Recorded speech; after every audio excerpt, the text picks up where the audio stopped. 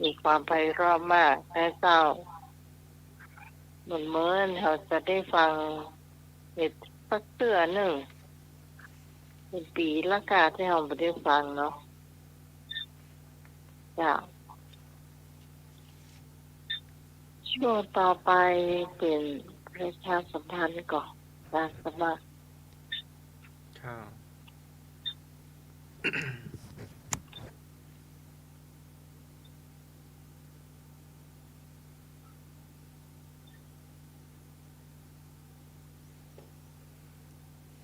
วันพรุ่งนี้วันที่15 กรกฎาคม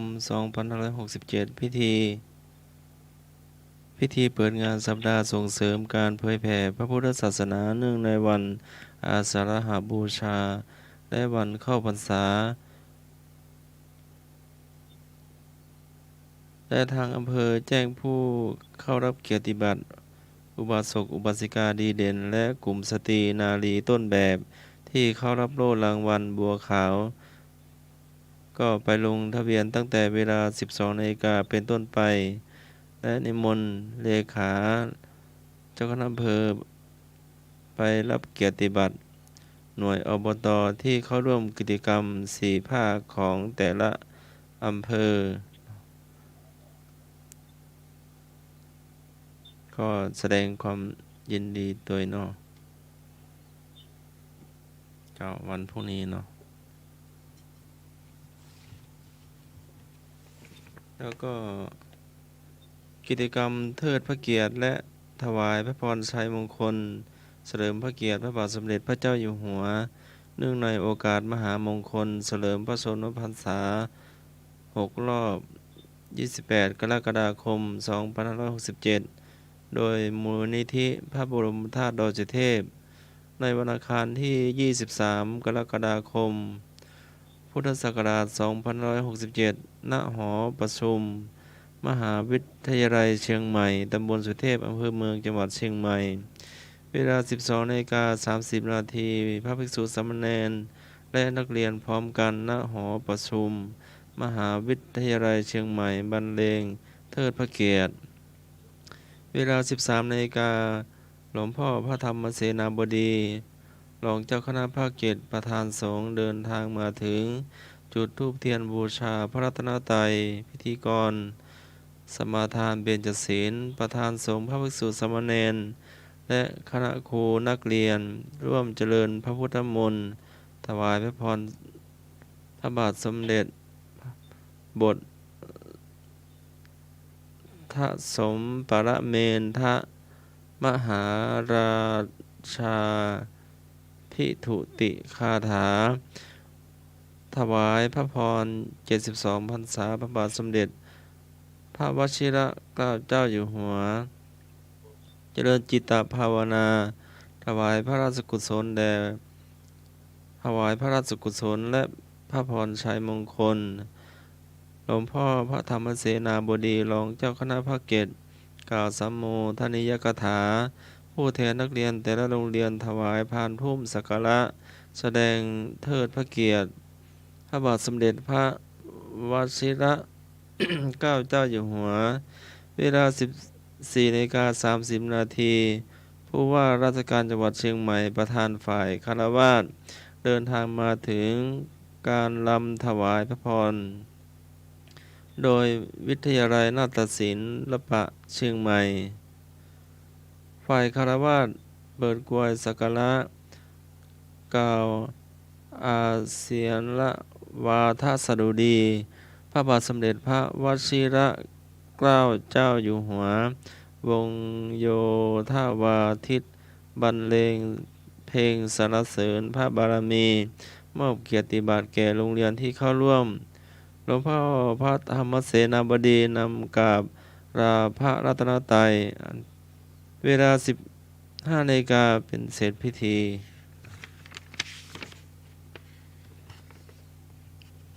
แล้วก็แหมงานเนาะ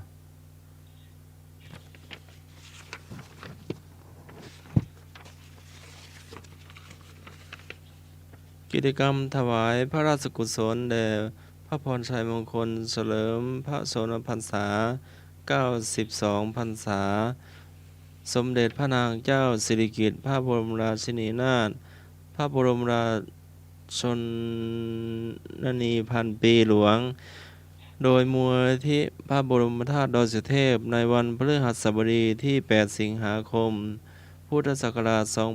2567 ณ หอประชุมมหาวิทยาลัยเชียงใหม่ ตำบลสุเทพ อำเภอเมืองจังหวัดเชียงใหม่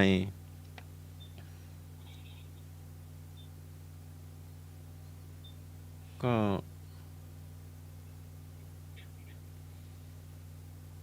เวลา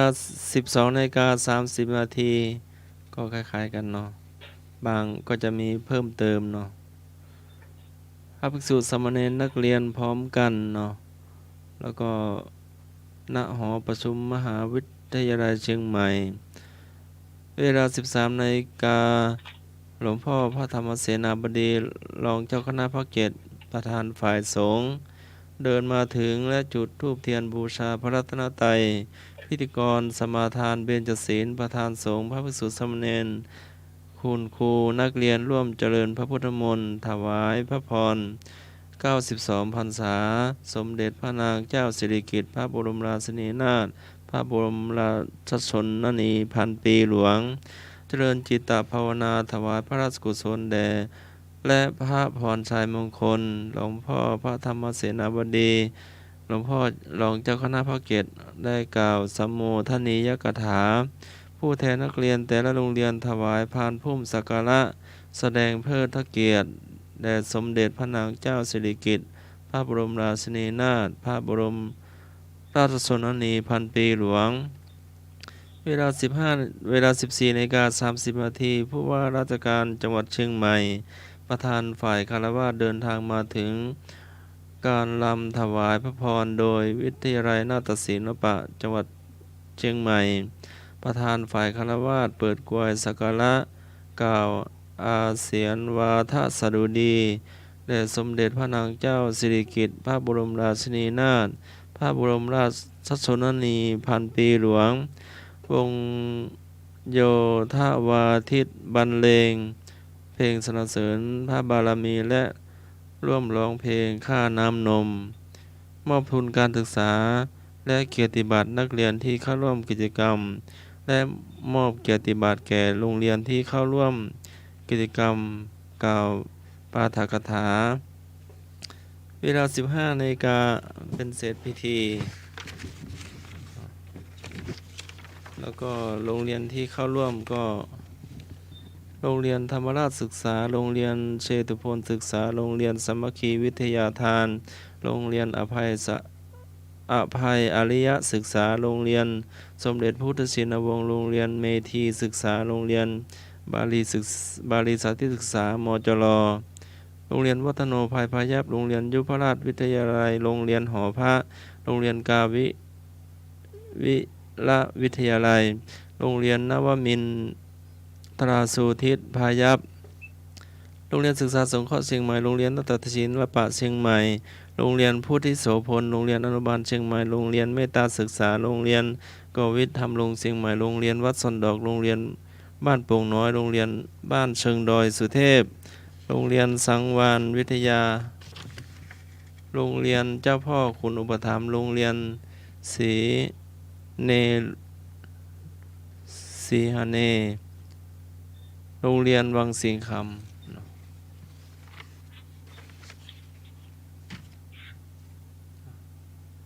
เท่าที่จำได้เนาะ อ่านค่ะแต่เท่าที่จำได้ เจ้า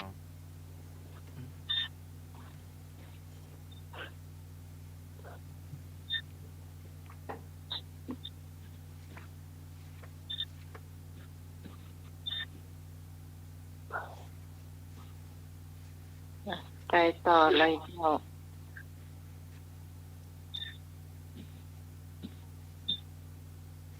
เอามาประชาสัมพันธ์นะกะ ประชาสัมพันธ์ละ ถ้ามีเพลงก็เปิดเพลง กะเอาเพลง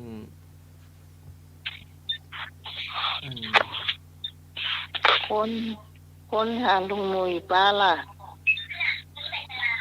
เอ๊ะแม่นั้นส่งมาให้นะเป็นฮะ ลุงหนุ่ยร้องด้วยอ่ะแม่กรส่งมาก็เดี๋ยวตรวจดูกันเนาะ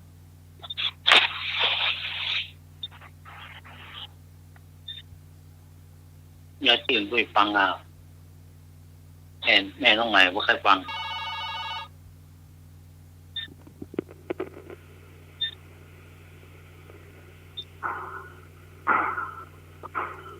โอ้ไม่ได้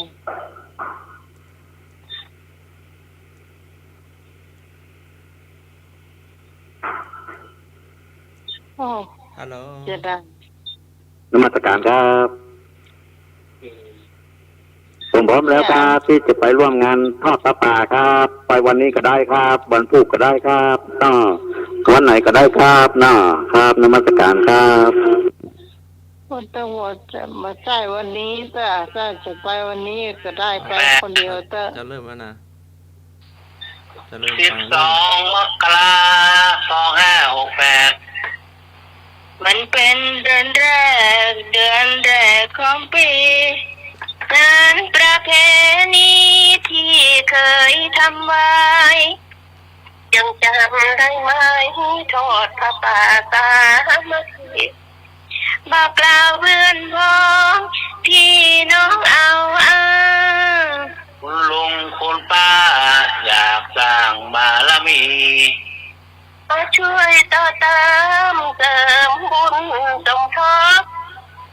ศาสนาจะได้อยู่ครบถึง5,000 ปีงานประจำปีที่เคยทำไว้พระป่านั่นไงเราทอดถวายเดือนนี้บอกกล่าวเพื่อนพ้องพี่น้องหญิงชาย แฟนๆทั้งหลายที่ฟังคืนนี้จงช่วยเพื่อกูลสนับสนุนเราหน่อย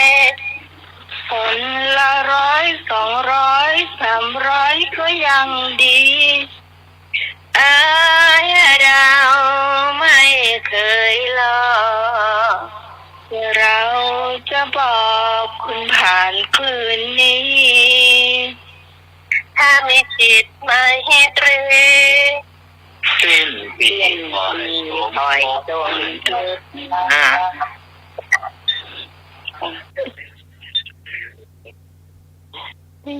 นี่ละ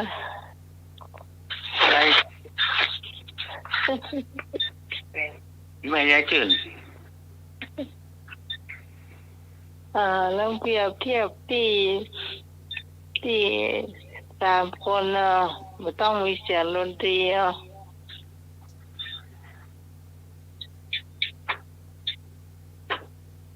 ที่อาจารย์บันทึกเอาไว้อาจารย์บันทึกเอาไว้จะดี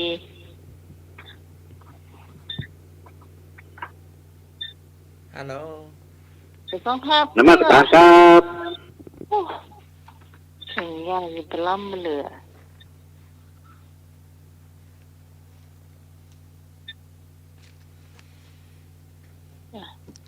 ที่เปรียบเทียบกัน3 สาว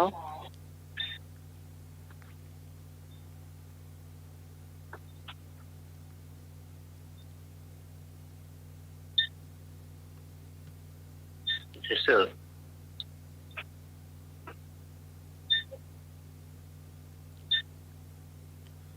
นะโมตัสสะภะคะวะโตอะระหะโตสัมมาสัมพุทธัสสะ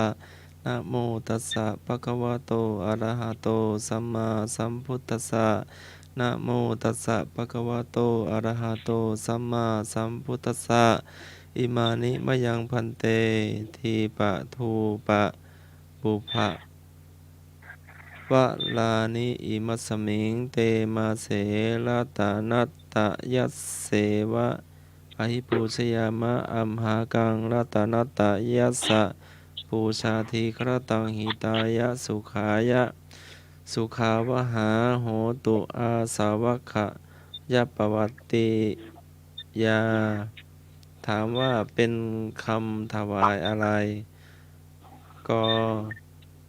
คำถวายเทียนพรรษาขอคำถวายพระพุทธรูป อคำถวายศาลางอ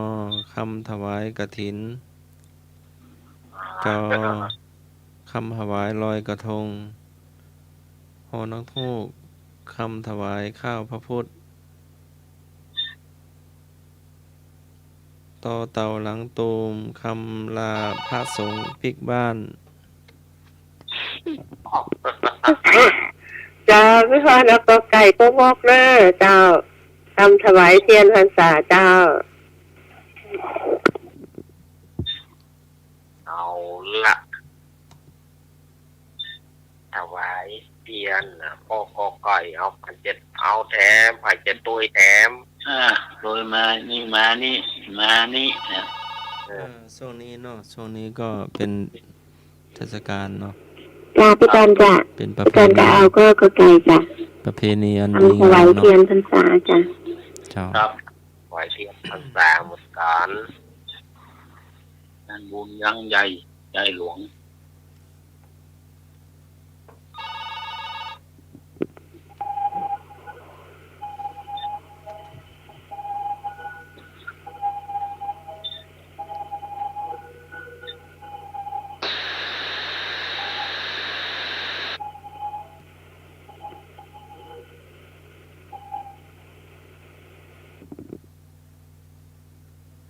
0532260058เ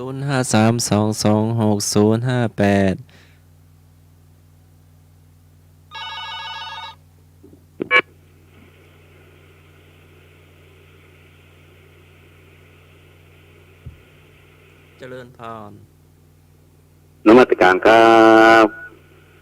ตอบว่าจะได้ คำตอบสุดท้ายคือพระพุทธรูปครับเนาะครับขอใครครับเนาะพระพุทธรูปครับนมัสการครับ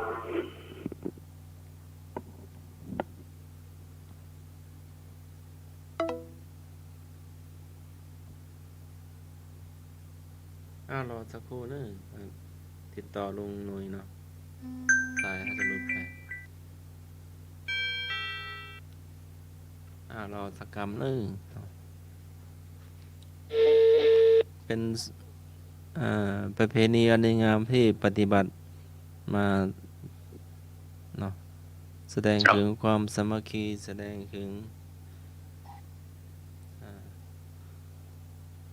ประเพณีอันดีงามเนาะแม้จะมีหลอดไฟหลายสายก็ดีจะมีไฟฟ้าก็ดีจะมีโซลาร์เซลล์ก็ดีเนาะแต่ก็รักษากันไว้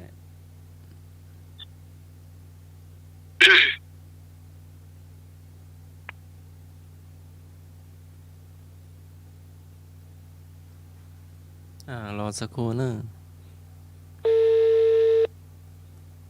0532260058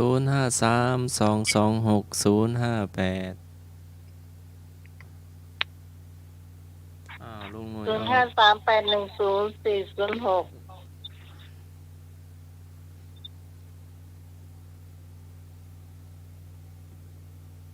ตอบมาได้เลยเจ้าไอ้นึกเจ้าไอ้พงเจ้า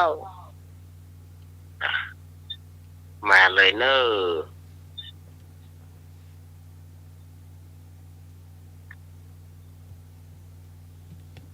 พี่พรตอบไปแล้วพี่กรตอบไปแล้ว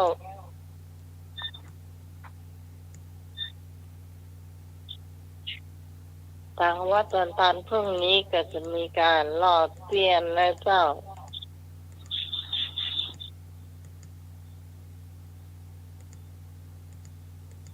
พระภาษาเนาะอันบุญใหญ่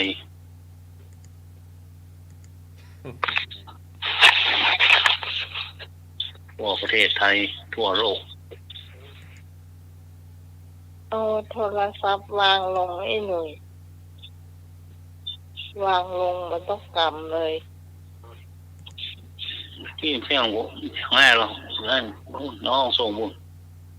ดังสาเสียจ้ะ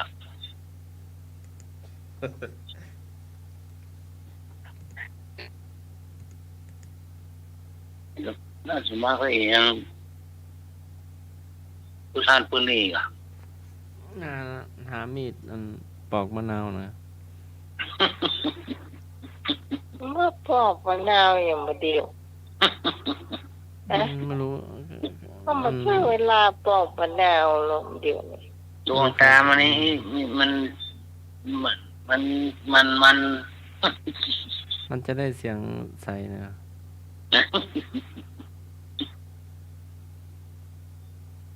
มะนาวจะ น้ำผึ้ง เสี มี ยง แล้ว ใส น้ำฮอนมีแล้วอ้าวมะนาวมีแล้วหามีดมีแต่มีดขี้เมี่ยงเนาะ โอ้โห เขาจะไปอันนี้อยู่ก็ไปขัดอยู่ก็เนาะ ครับเสียงนี้ดีๆเราหิมะนาวเมื่อคืน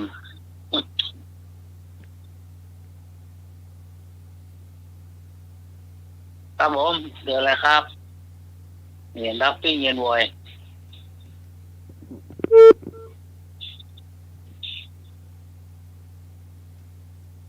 รับแล้วก็ ไอ้พงษ์หายไปไหนเจ้า ก็สั่ง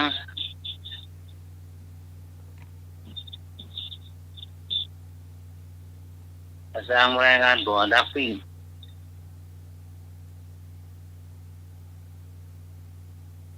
เดี๋ยวตอบแล้วกัน เจ้า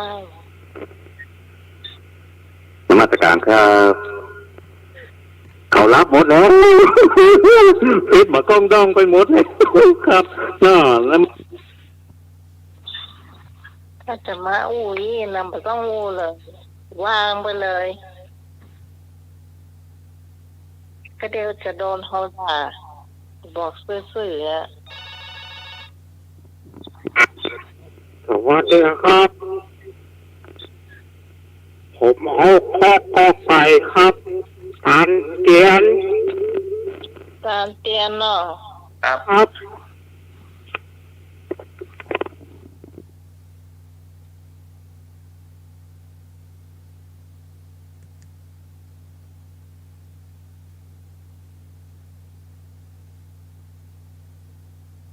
ตึกมาแล้ว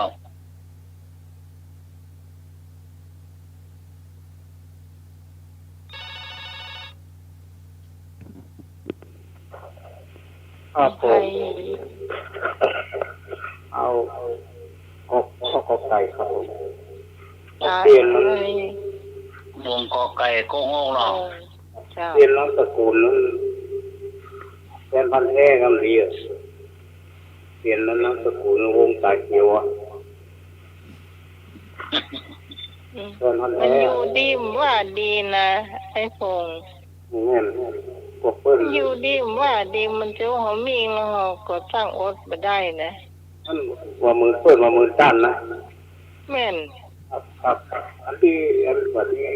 ว่าก็ว่าอันที่ว่าก็ว่า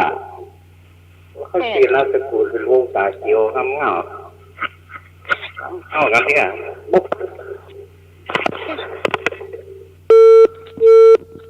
ชอบว่าคนอื่นดีนะบอกเกิดว่าตัวเก่าเป็นจะใด เอาอากาศมาดีว่าดอก อืม มาดีว่าเอาอากาศเดือดปุบเดือดเป๊ะปีฐานีละ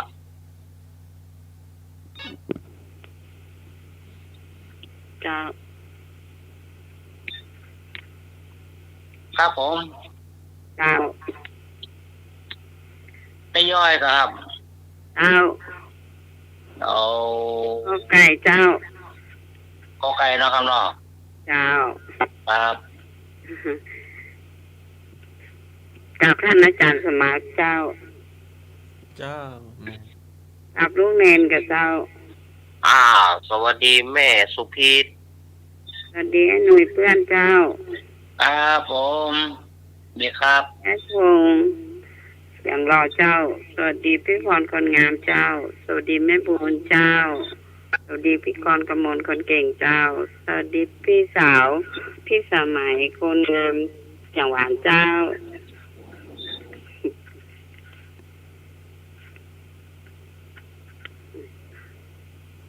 เจ้า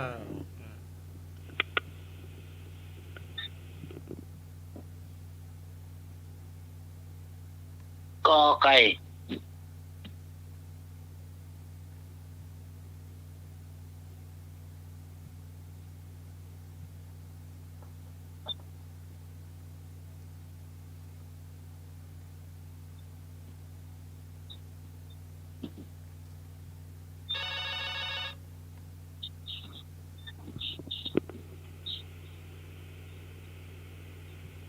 ฮัลโหล ฮัลโหล ฮัลโหลยายตอบ ไอ้หนุ่ยที่พรเอาโคกอไก่เนอะ ครับผมกอไก่กุ้งอกเนาะครับ เอาที่พรเอราวัณนะครับ ผมครับ เจ้า ขอบคุณครับ เจ้า ครับครับผมกอไก่ทอนเอราวัณไก่โกงกบนแล้วครับบนหรือยังครับบนแล้วจะมากันได้เปิดเผยเด้อ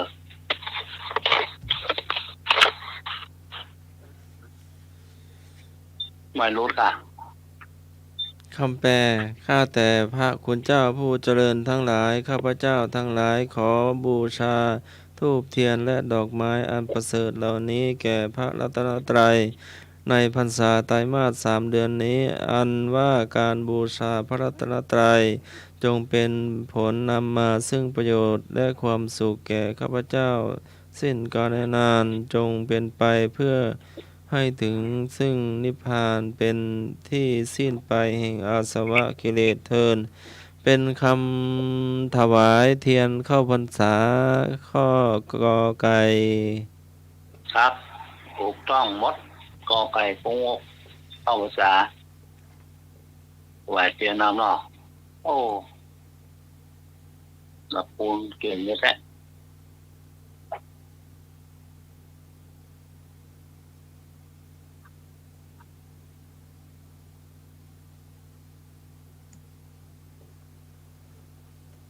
สมัยรู้กะ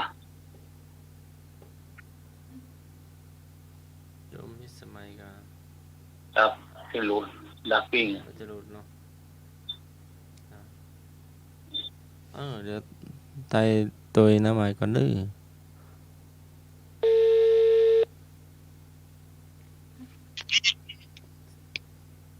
เจ้าตะกี้แม่นหวานป้าดาวกอไก่ ครับ เสียงวันนอนปั้นมาตั้งสายเพเจ้า เอาครับ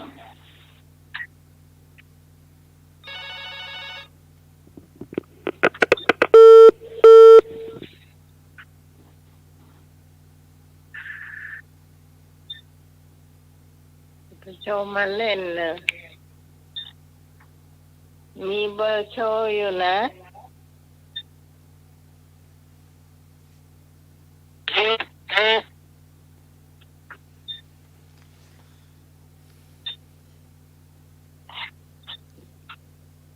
ข้อต่อไป การดู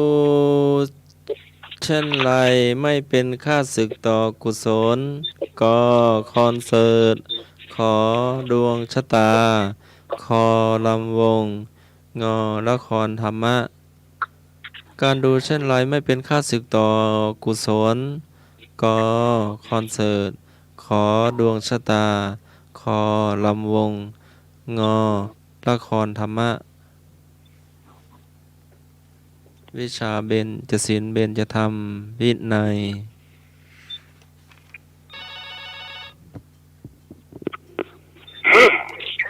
พี่พรเอาข้าวงองูเจ้าละครธรรมะเจ้า งองูมือตัวงองูนะเนาะ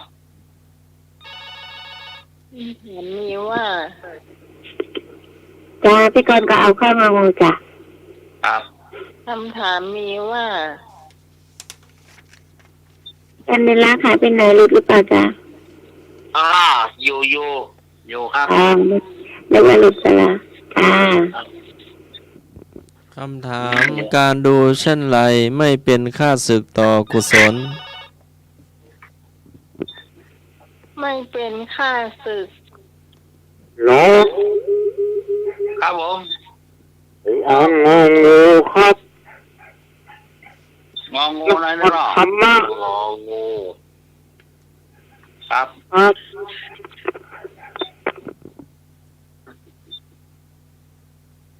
ไม่เป็นค่าศึกต่อกุศลเลยเจ้า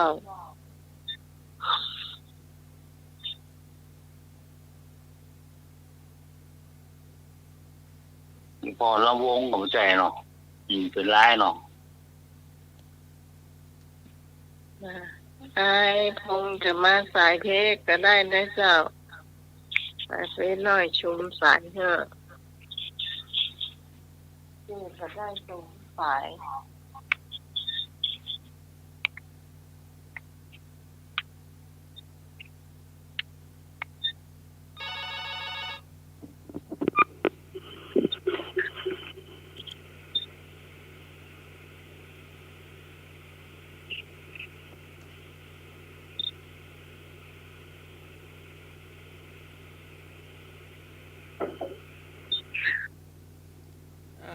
ว่าเลยตอบได้เลยอยู่หน้าไม้ นมัสการครับคำตอบสุดท้ายคือพี่ตาวันเกิดครับเนาะครับก่อไข่ครับเนาะครับนมัสการครับ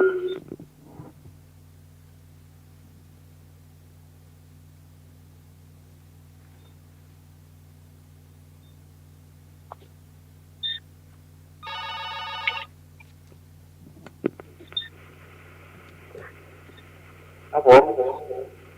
เกี่ยวเบอร์นั่นมันออกมาใหม่ต้องลงมูลนะครับเนื้อต้องตัดใส่มากๆนะครับผม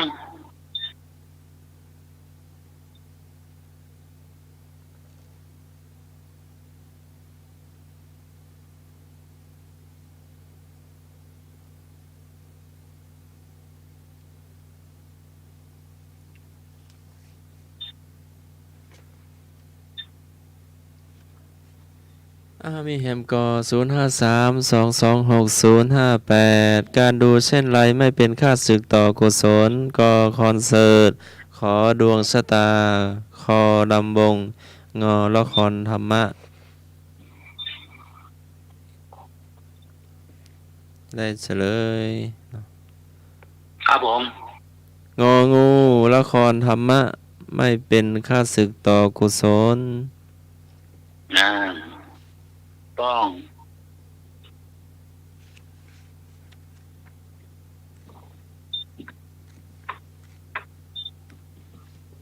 ต่อไปข้อต่อไป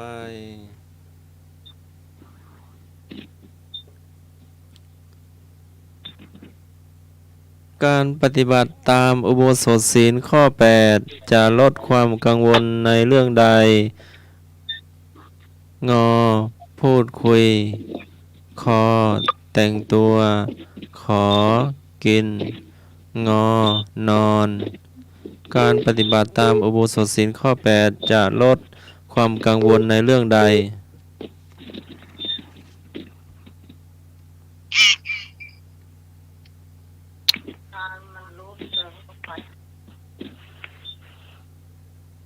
ตอบมาได้เนอะ0532260058 0532260058พี่กรลองโทรหาเบอร์ของน้อง065ลองการปฏิบัติตามอุโบสถศีลข้อ8จะลดความกังวลในเรื่องใดกนอนขอกินคอแต่งตัวงอพูดคุย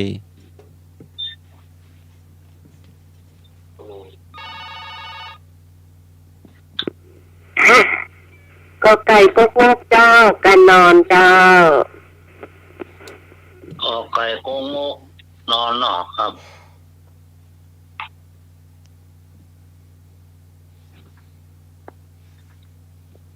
ฮัลโหล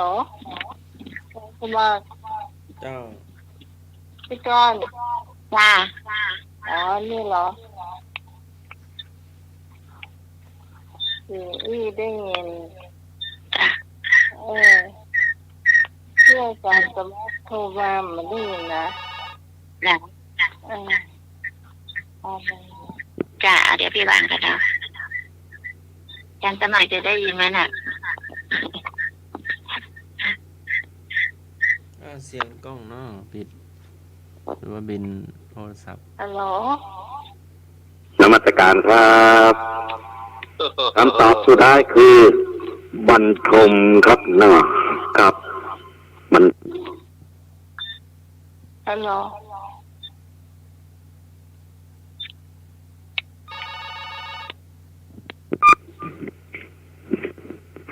พี่จันดาวก็ไก่จ้ะการนอนจ้ะปันโตมนั่นสูงไปเนอะไออย่างก็ตะกี้วงเปลี่ยนชื่อแล้วเนาะไอ้แก้วตาเขียวอ่ะ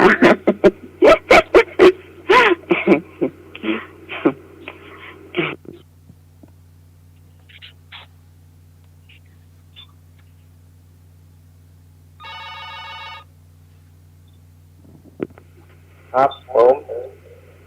คงเอาไก่กงกครับ ครับผมคน ครับ ชอบใจครับเป็นสกุลวงตาเขียวพี่ก็ค่อยเปลี่ยนก็ครับพวกตาเขียว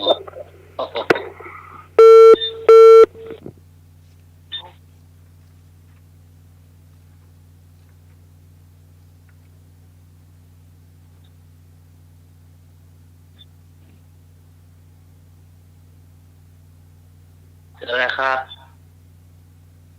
226 058ครับผมเดี๋ยวเลยเนอะ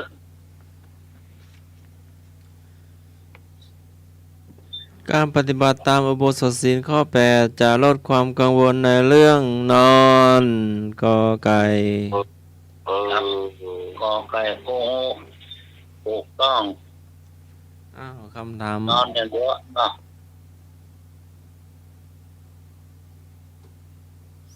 เบญจศีลเบญจธรรมก็ได้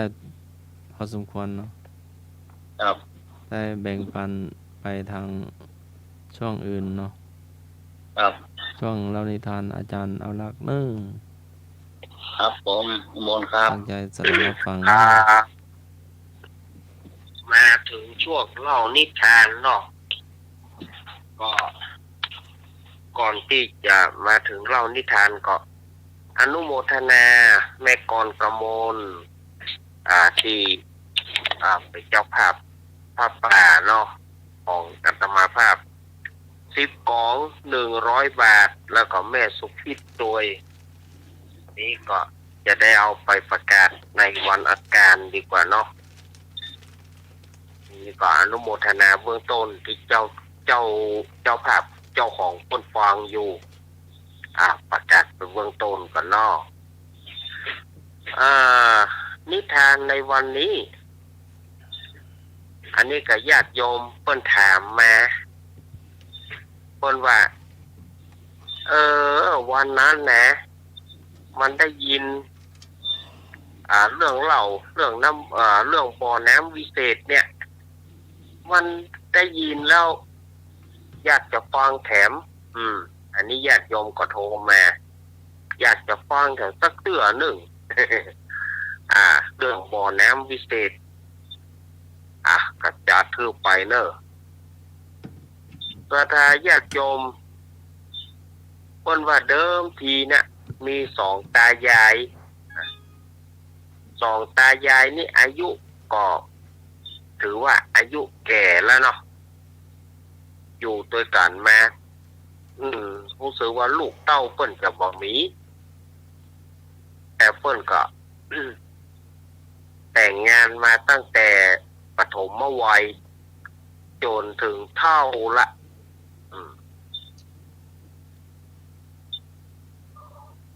แต่บ่มีลูกบ่มีเต้าอีกมีอยู่วันหนึ่งฝ่ายตาเนี่ยออกไปป่าจะไปซ่อหาเหย่าม้วนเนาะไปซ่อขวางซ่อฟานได้อยู่จ้ะหรือว่าไปซ่อหาสมุนไพรของป่าหมอหูก็เปิดนะตานี่ก็ไปในขณะที่ไปผ่านบ่อน้ำบ่อหนึ่งก็หันกระต่ายกระต่ายเท่า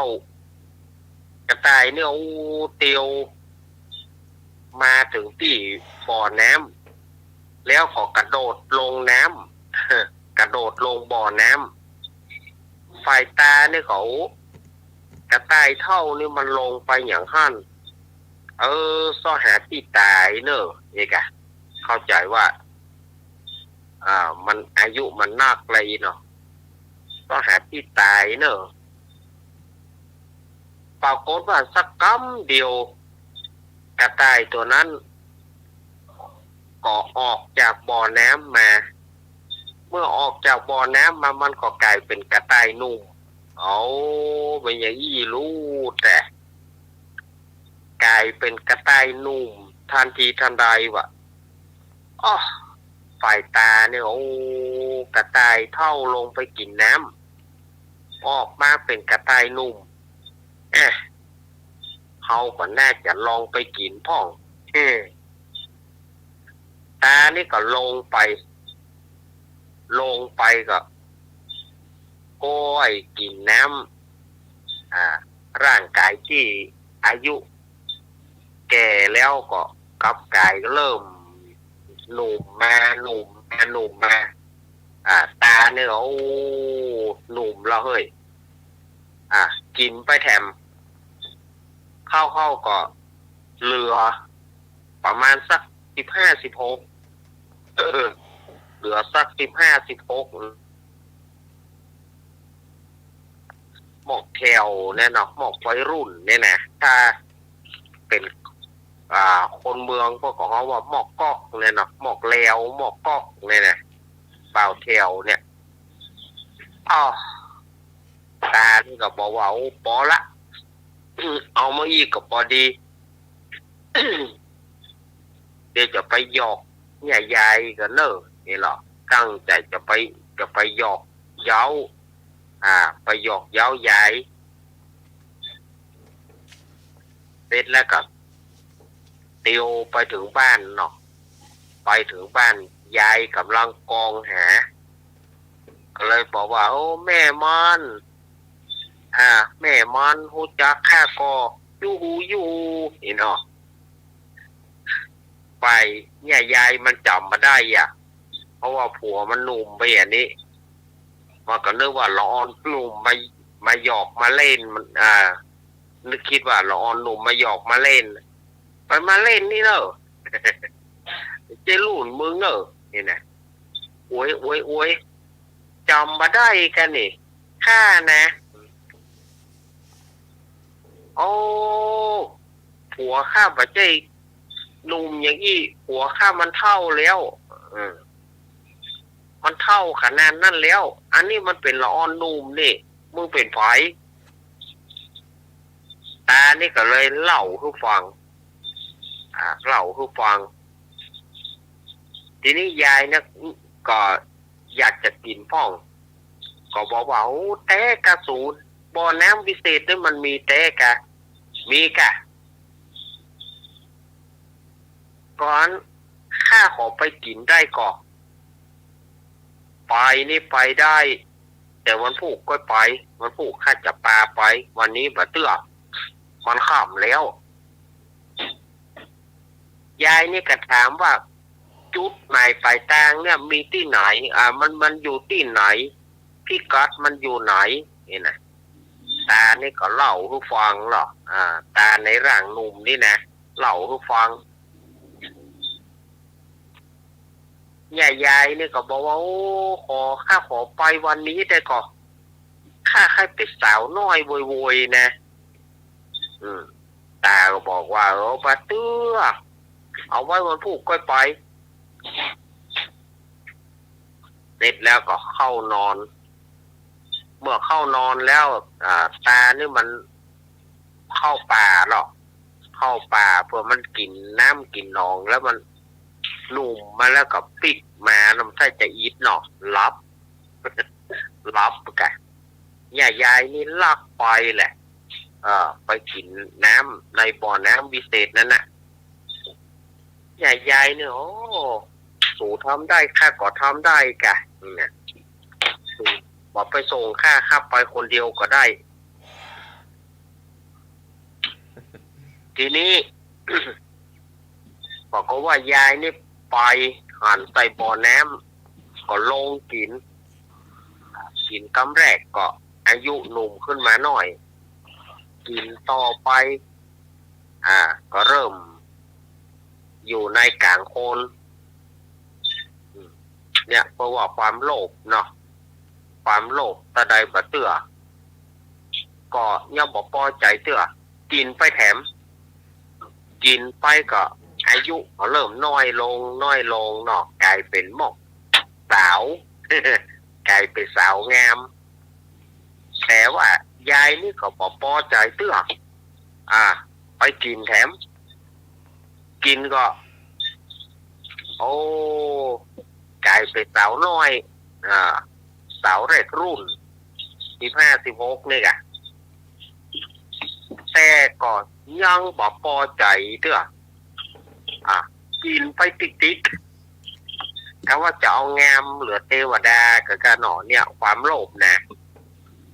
กินเข้าก็กลายเป็นละอ่อนแหละมันกินเกินขนาดเนาะ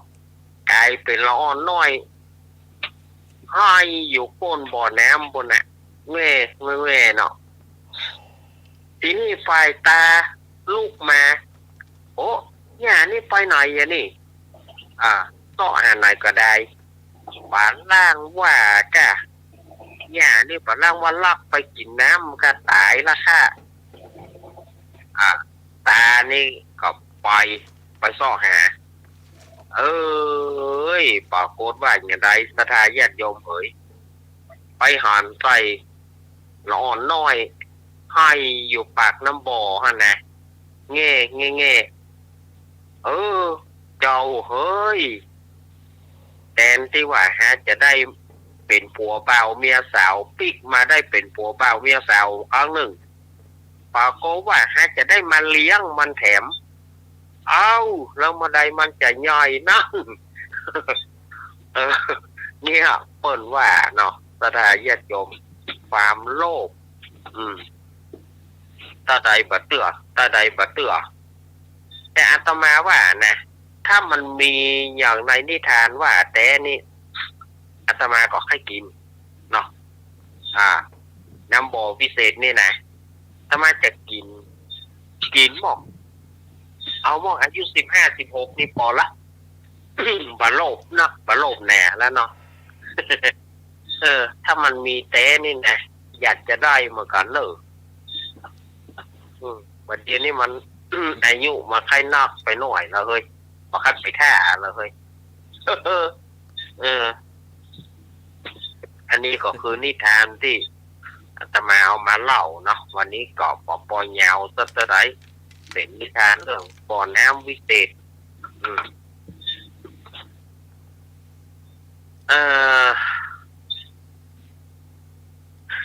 เนี่ยความโลภสะใดบ่เตื้อ จะไปโลภสะใดญาติโยมโลภมากลาภหายหรอเปิ่งครับยินดีในสิ่งที่ตนได้พอใจในสิ่งที่เฮามีไปโลภกินตะใดบ่เตื้อเนี่ยยายนี่ความจริงมันจะเอาเรื่องมันจะเอาไปสาวงามติ๊กๆนะคะคือไปกินแล้วบอกประมาณตัวเก่าเนาะกินติ๊กเข้าไก่เป็นละอ่อนน้อยนักแก่พ่องเด้อแล้วหมอก14-15หมอกวีโฮมเปย์ไว้ข้างแล้วเนาะจ้ะลักน้ำมันปอใส่วีโฮมยังแหวนมันธรรมดามันจะมีแต่ก่อนนะ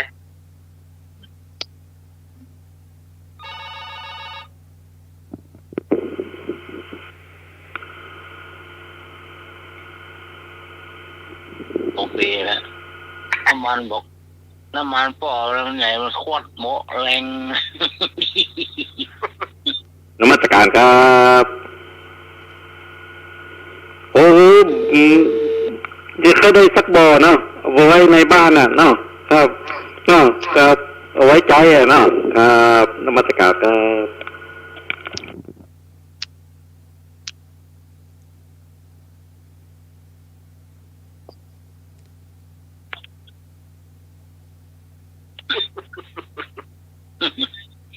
14-15ก่อนเรียนละรัดเนาะอย่าเล่นน้ำคือเนี้ยวันนี้จำบ่เก่าเลิกคุณผู้ฟังกำบ่เก่า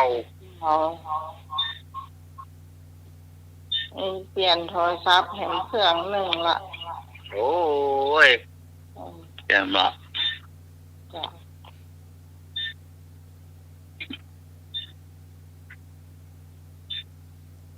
กำมาเก่าครับให้มีพ่องกำมาเก่า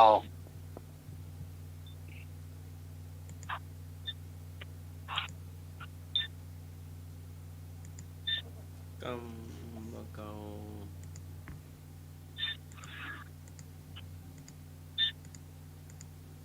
กำบะเกา ครับพี่กรณ์กับพี่กรณ์มาปะ กำมาเก่า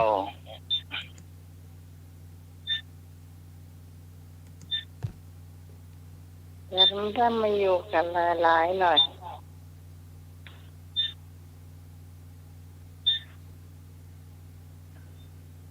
นกลาป่าไม้ นั่นนกลาป่าไม้ ป่าฟังลาหนอง นกเขา ลา ลา ป่า คอ ไม้ ดอนขอลาแห้ง อันนี้ยาวหน่อยนะ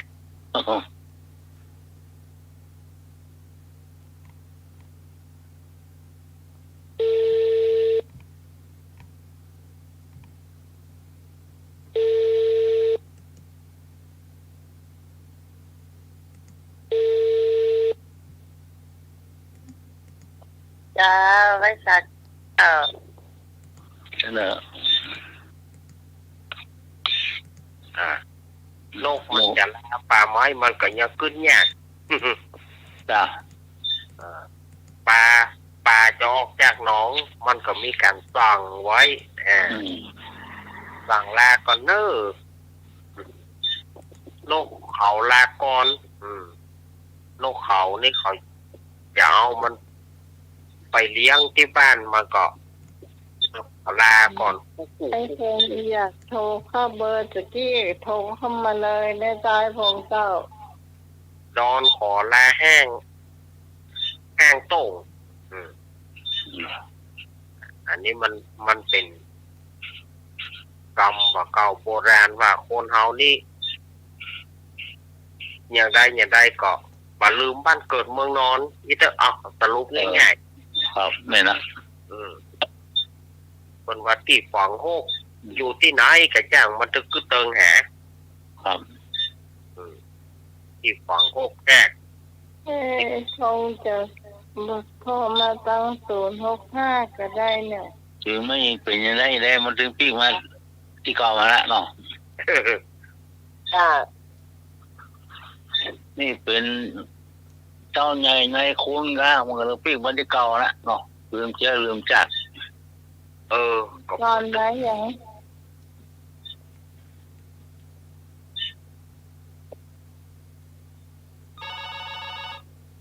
อุ้ย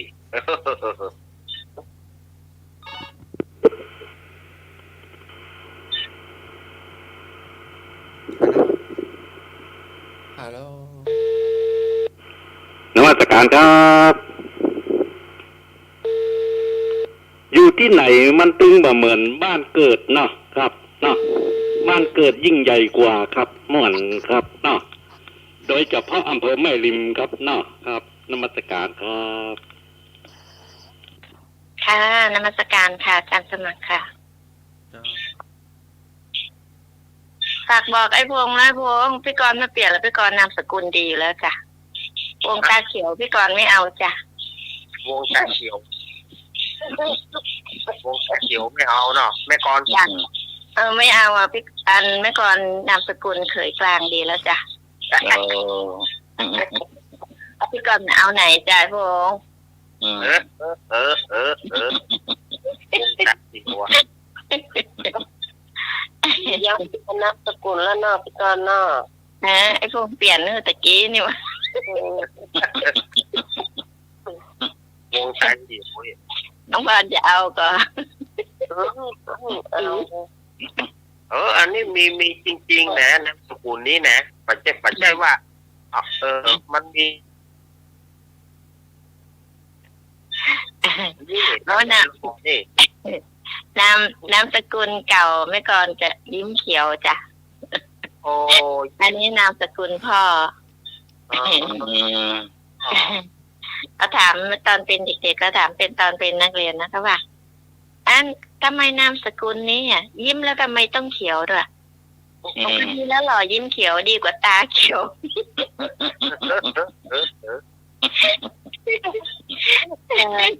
ตาเขียวดีกว่าตาจ้ำหน่อยค่ะ เดี๋ยวว่าเต่าใส่หัวอีก ดูมาแต่หน่อยหน่อยอู้อันแบบภาษาเมืองเนาะมันล้มใส่ตีน ตีนเป็ดกะตีนเป็ดตีนไก่เนาะ จ้าที่มันโดนมาไปอย่างไอ้หน่อยเป็นสะดุ้งเนี่ย เวิ้งอย่างเนาะเวิ้งเวิ้งก็กำเก่าเลยเวิ้งนะเวิ้งใส่หัวรู้เนาะ ไอ้พวกเมาไปใส่น้ำลำไยอยู่เด้อเข้ามาแหละทางน้องใหม่ก็ได้ของไอ้พงถูกเลยนาที25 ตังค์ โอ้เปลี่ยนย้ายโทรศัพท์ละ น้องใหม่บอกเบอร์ไอ้พงไอ้พงจะได้เข้าตัดปุ้น เดี๋ยวเรียกพี่ได้ไหมน้อ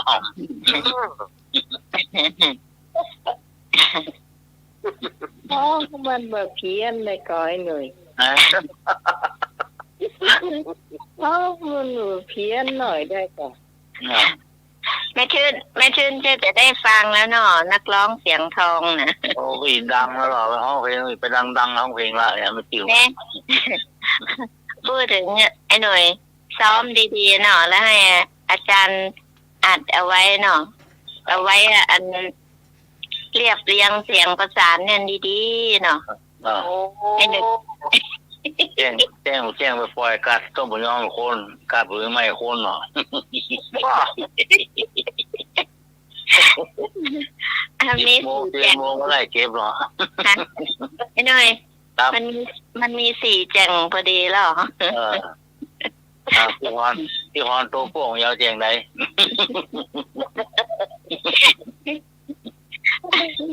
น้องใหม่มาไปเลยสักทีละน้องใหม่ก็อยู่แจ่งดอนตันนะคะเดี๋ยวละลืมไปละเหนื่อยก็อยู่แจ่งสันติธรรมค่ะน้องพรก็อยู่พวกกะแจ่งอันป่านห่วงลำพูนเมื่อกะเดี๋ยวพี่กรจะอยู่นี่ค่ะบนดอยสูงสุดเนี่ยจะได้หันโม่ทุกคน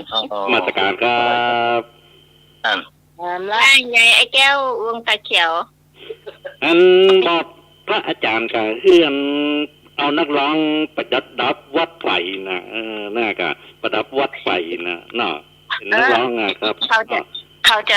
อันไอ้แก้วอันตีกองเหรอไอ้แก้วจะเอาก็ไอ้หน่วยดีดกีตาร์อ่ะเอ็ดเป็นนักร้องเนี่ยไอ้นึกเป่าแคนเนี่ย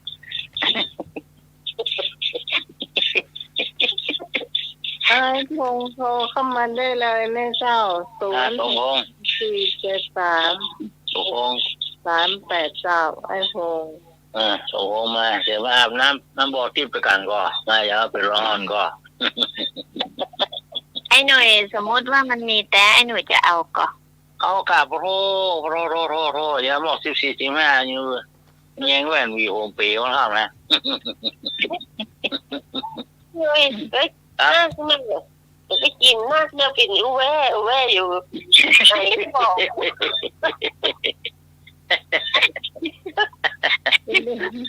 จำเดียวจะได้กินนั่นจะได้นอนอู่อย่างเงี้ยนั่นนะรอให้กินยาคนละกินเม็ดนี่นะมันต้องกินเกินน่ะพอเพื่อนลุงใจมาแหมกรรมมันเอายาเพื่อนลุงใจเนาะเมียลุงใจใจเนาะลุงใจมันกินยานักลำไปพ่อลุงได้นอนในอู่โอ้ได้ ตังหลายหน่อยเนาะโอ้เอาไอ้ป้าทำพ่อนะเนาะได้ตังรักแล้วเนาะตา ที่เหี้ยวค่ะ หืม ที่เหี้ยวอ่ะ โอ้โอนไม่ทอกะโอนได้หลายครับพ่อ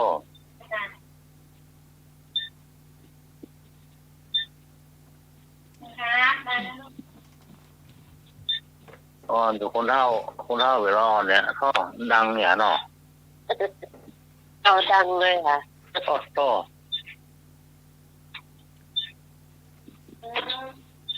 โซ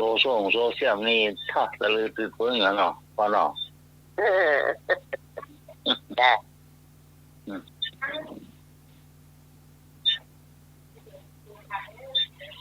มาเนอะไอ้คงอยู่ตรงใด ก็ได้บอกพอกินที่ข้าวเนี่ยพวกบอก ให้บุญส่งวันนี้ให้แซ่บให้ซอยแปลงได้เศร้าครับจ้า พวกฟังจะไปกินน้ำลำไยจ้ะ อืมน้ำบดที่ของอาจารย์เขารักเลยค่ะ เนาะ ครับใส่น้ำแข็งหน่อยนะจ๊ะสบายให้นะเนาะ มันจะมีป่ะฮะเนาะ นะให้มีออกมานะเนาะ กรรมเก่าได้กี่กรรมแล้วนี่ เวิร์ก จำเด็ก เวิร์ก ก็คือมันหมอมันคงนะกะ เนาะ นี่ นี่ยังไม่วัมไปพวกเราวัมไปเนาะ แล้วไหวย่องไหวแย่งแล้วหนุ่ย ไว้ยังมันไฟลำเดียวก็เวิร์กเลยค่ะเนี่ย มาตรการครับ มันเป็นยายไหวย่องไหวแย่ง น้ำมาตรการครับ ฮัลโหล เจ้าอะไร ฮัลโหล โอ้มีการน้ำบ่อติบอ่ะเนาะมีการที่เปิ้นเอาไปสะดอข้อให้เราน้ำบ่อติบอ่ะที่เป็นในหลวงเปิ้นจะเอาน้ำบ่อติบมาไปสะดอข้อมีกะครับเนาะครับน้ำมาตรการครับ เจ้า ไว้ย่องไว้แย่งล่องแหล่งลูกลูกแมงขอหลานมีกะ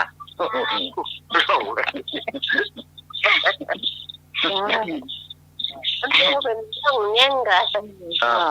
แย่งเตี้ยวเป็นย่องแย่ง ย่องแย่งลูกแมงขอหลานเนี่ย แล้วเจ้าไว้พงเจ้า ครับเวิร์กของผมพี่กอมาย่องแย่งไม่เหนื่อย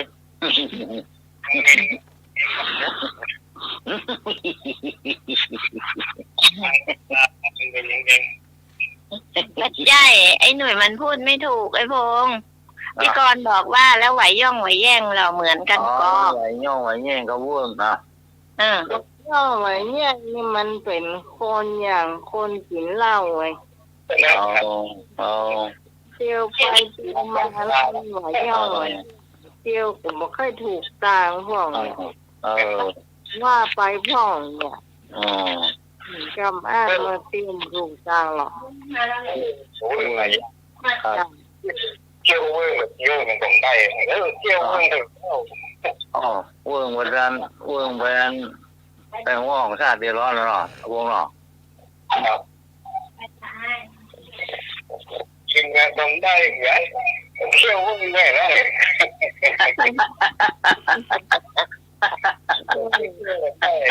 แห้งได้อะไร มาตรการครับ โอ้ ไหวย่องงั้นเขามันมีแห้งกะเตียวปัดซิงเนี่ยครับเนาะมันมีแห้งมันจะก้นเป็นมันจะเป็นลมแล้วครับเนาะครับน้ำมาตรการครับ หาพ่องเหรอ เป็นงาน ดูเบอร์ขึ้นหาพ่อง เป็นงานตะกูโยกตาเขียวไว้แล้ว ครับ ยุ่งความซื่อนี่นะถ้ามีอ้ายนี่ตลอดเนี่ยนะน้องทำประจับละรายการ ไร ถ้า ว่าซื้อเสือ เขียว จัน มือ อืม เขียว ทำ ข้าม คนที่พูดตรงๆเนี่ยถ้าลำคาญหนึ่งคือลำคาญอย่างบาจ้า ไอ้พงษ์เราจะเปลี่ยนชื่อไอ้หยังเขาอะ เอาแต่ลูกตาลูกตาเขียว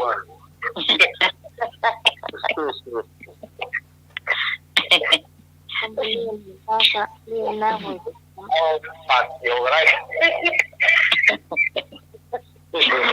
ยอะขั้นไอ้เนื้อเปิ้นยังหูดีกว่าเยอะหูจากกาลเทศะ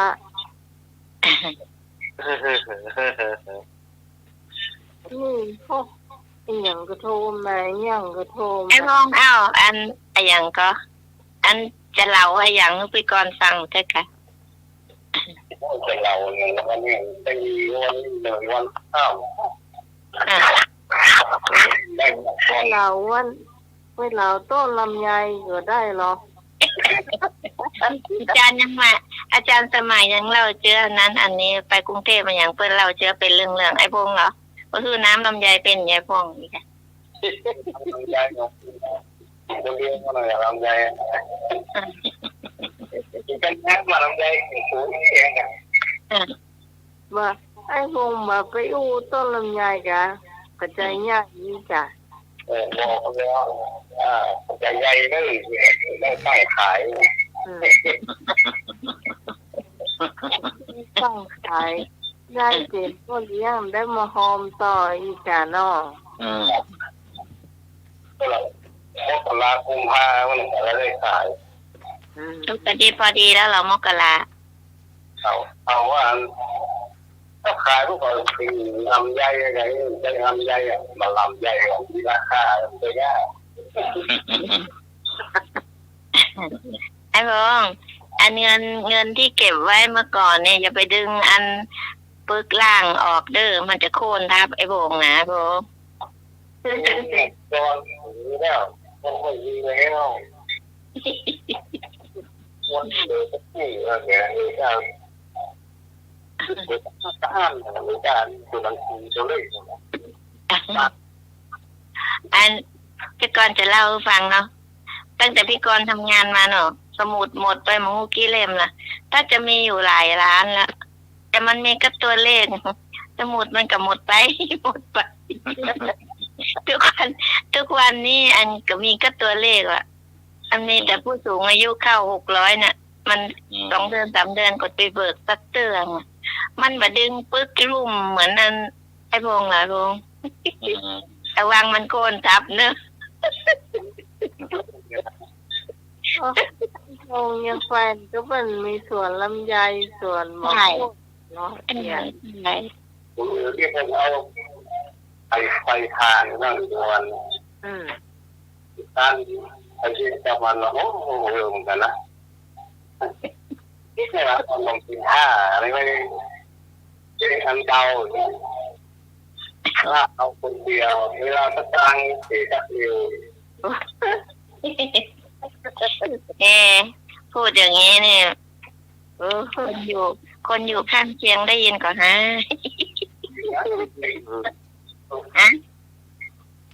เขาต้องตั้งลูกในจังหวัดที่โกมาเนี่ย อ้าวเขาบอกแอบนั่งฟังมั้งกะพงษ์เขาแอบนั่งฟังมั้งกะว่าคุยกับไผ่อีกอย่าง เรื่องที่อันโตเดินไปเกี่ยวละ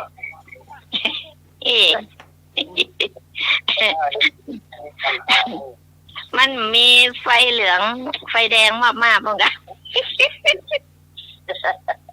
ไม่เขียวตลอดเลยค่ะพงษ์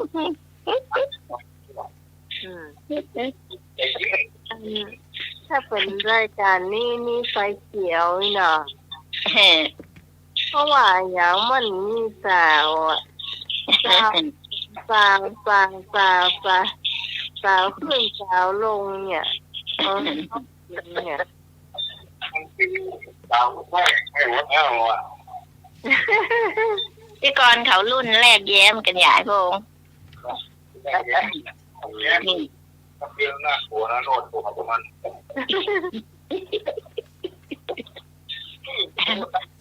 ไอ้ไอ้บงถ้ามีโอกาสนะมันอยู่อีกนานเนาะถ้ามีโอกาสก็มาเจอกันสักครั้งเนอะที่วัดไฟเห็นนะก็มีเนี่ยไอ้บงถ้าเห็นกันอย่าว่า โอ้ยโทรหาละเนาะคนหนึ่งก็ยังคนหนึ่งก็ยังตะลีมัดตั้ง นมัสการครับสาวมีก้าสาวเหลือน้อยไงสาวเหลือน้อยครับนมัสการครับ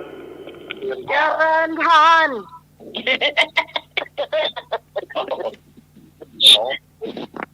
เจ้าเนี่ยว่าอยู่ก็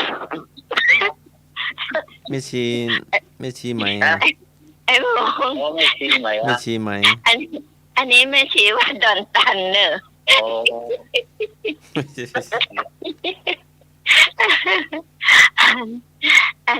อันตู้พรนั่นก็อยู่วัดพระเศร้าเนอะ มาลาบอกเวทหนึ่ง กินหนังนะ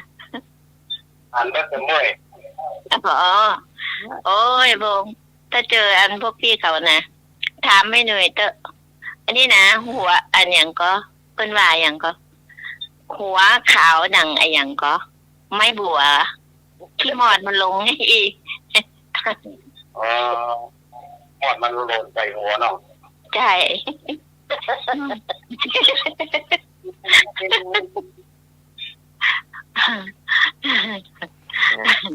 นี่เราจะได้เจอแม่จันทราตื่นเต้น อันต้องไหม ค่ะ จะได้เจออันแม่สุพีตัวแม่สุพีบอกว่าจะมาได้ยินตะคืนนี่นะ จ้ะ ให้ดูนะ อ่า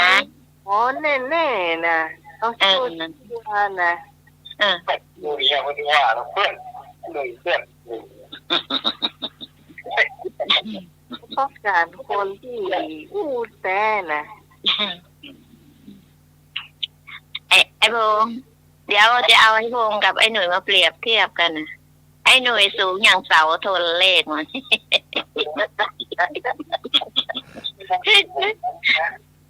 นะ องค์กรผมว่าดีอ่ะ พี่ก้อนก็ยังสลีมาตั้งเลยเคยเห็นก็ มันตุ้มนุ่มไม่หมด น้ำองค์มาก่อนมาแล้วครับ เขาก็ดีนะเหรอ องค์กรนี่ใส่น้ำได้อยู่นะสลีมาตั้งนี่ถ้าโดนฝนก็พอเตอะแม่ห่างเลยนะไอ้พง แยงแว่นมันแยงแว่นพ่อกระตากับเจ้าเดียวอ่ะจ้ะ เอาให้ โอ้ ให้หน่อย อ๋อ ตัวเสียงฟังกันบ้าง ที่ร้อง ไอ้พง ไอ้พงเดาพี่กรณ์อยู่เท่าไหร่อ่ะเขาว่าพี่กรณ์เสียงเหมือนละอ่อนวะ อยู่ขึ้นแล้วแหละเนี่ยคิดว่าจะ ยังท้าทายเมืองไหมครับ อันเดี๋ยวจะบอกเนื่อนะพี่กรณ์ไปต่อบัตรนะพี่กรณ์ได้ตลอดชีพแล้วเนยพง ฮะพี่กรณ์ไปดูวันหมดอายุว่าเขาจะบอกว่ายังไงเนาะไปต่อมาได้สักเดือนปลายแล้วเพราะว่าทำสัญญาต้องอันบัตรหมดอายุเปิ้นมาเอาเนาะที่พี่กรณ์ทำอยู่ในศูนย์นี่นะ ก็ว่ากันป้าบัตรป้าใกล้หมดอายุละไปเปลี่ยนเทนเนอร์เดี๋ยวน้องจะเอามาทำสัญญาอยู่เดี๋ยวทำสัญญามาได้ บัตรมันใกล้หมดอายุเนาะพี่กรณ์ก็ไป นมัสการครั วันหม บ ดอายุเนาะเป็นว่าหมดอายุ โอ้งามทุกคนหรอก แล้วอะ งามทุกคนนะตั้งแต่คุณพิสมัยมางามขนาดเลยครับเนาะสาวๆที่ไปวัดฝ่ายหินนี่งามทุกคนครับเนาะครับนมัสการครับ นี่มันต้องมาว่าย่อเลย ขอบคุณเดี๋ยวไอ้บงอันอาจารย์เน้นรักเล่าถึงเรื่องอันนั้นหนอผีอันนั้นหนอที่เพื่อนเห็นนั่นน่ะขนาด ห้อยผ้าเต็มคอประคำเต็มคออย่างว่า กลัวอย่างนี้ก็ดีก็ดีก็ดีพี่พรพยายามอู้แทรกเข้ามาได้ไม่ทราบว่าไม่ใช่บ้านแม่เราจะบอกว่าพี่พรหายฮัลโหลเจ้าฮัลโหลเจ้าขอเปลี่ยนชื่ออ้างคนนี้กันเนาะให้กวนอ่ะให้กวนตายกลางเนี่ยกวนปื้ขนาดอ่ะต้องดูวันดีน่ารำคาญไอ้ตัวเนี่ยเปลี่ยนตัวให้กวนเลยให้กวนตายกลางให้มันแท้ครับฟังเนี่ยว่ามันรู้เรื่องไอ้ตัวเนี่ย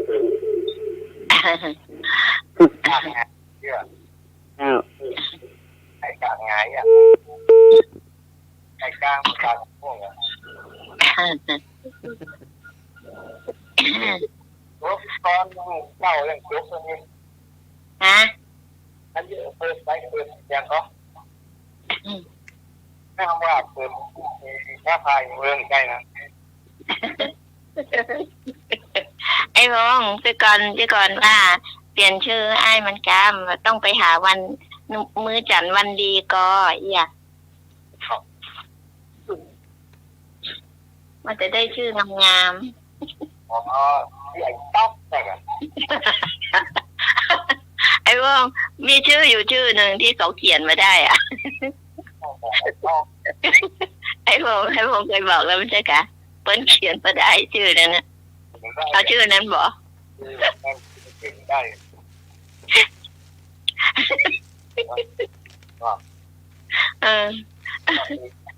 ก็ว่าตอนนี้เขาไอ้เหรียญ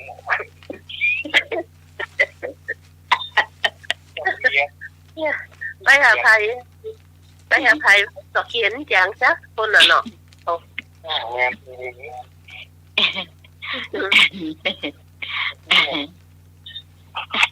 ไอ้เหรียญเนาะแล้วไปหาจำเนียนเขาไอ้เหรียญ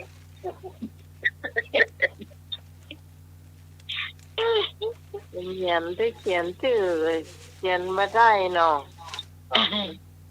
ชื่อก็เหมือนส่วนเหมือนปั่นเนี่ย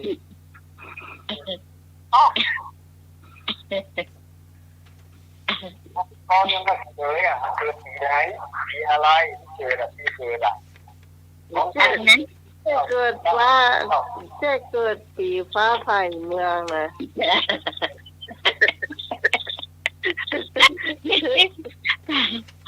พี่กรณ์ปีเผียกออกลูกอย่าอันไอ้พงพี่กรณ์เกิดปีเผียกออกลูก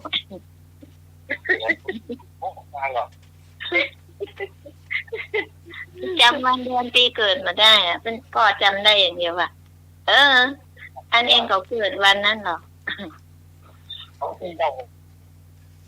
ทำลายนะพี่กรณ์อยู่เดี๋ยวได้บอกก็ได้อายุ66แล้วเจ้าความงามยังเหลือน้อยเหรอความงามเหลือน้อยมาเหลือละลุงเหลือแล้วเนาะมาเหลือละเพราะว่ามีเวลาได้เสริมสวยกับเขาร้านทำผมนี่ไม่รู้กี่ปีเป็น10 ปีแล้วมันเคยได้เข้า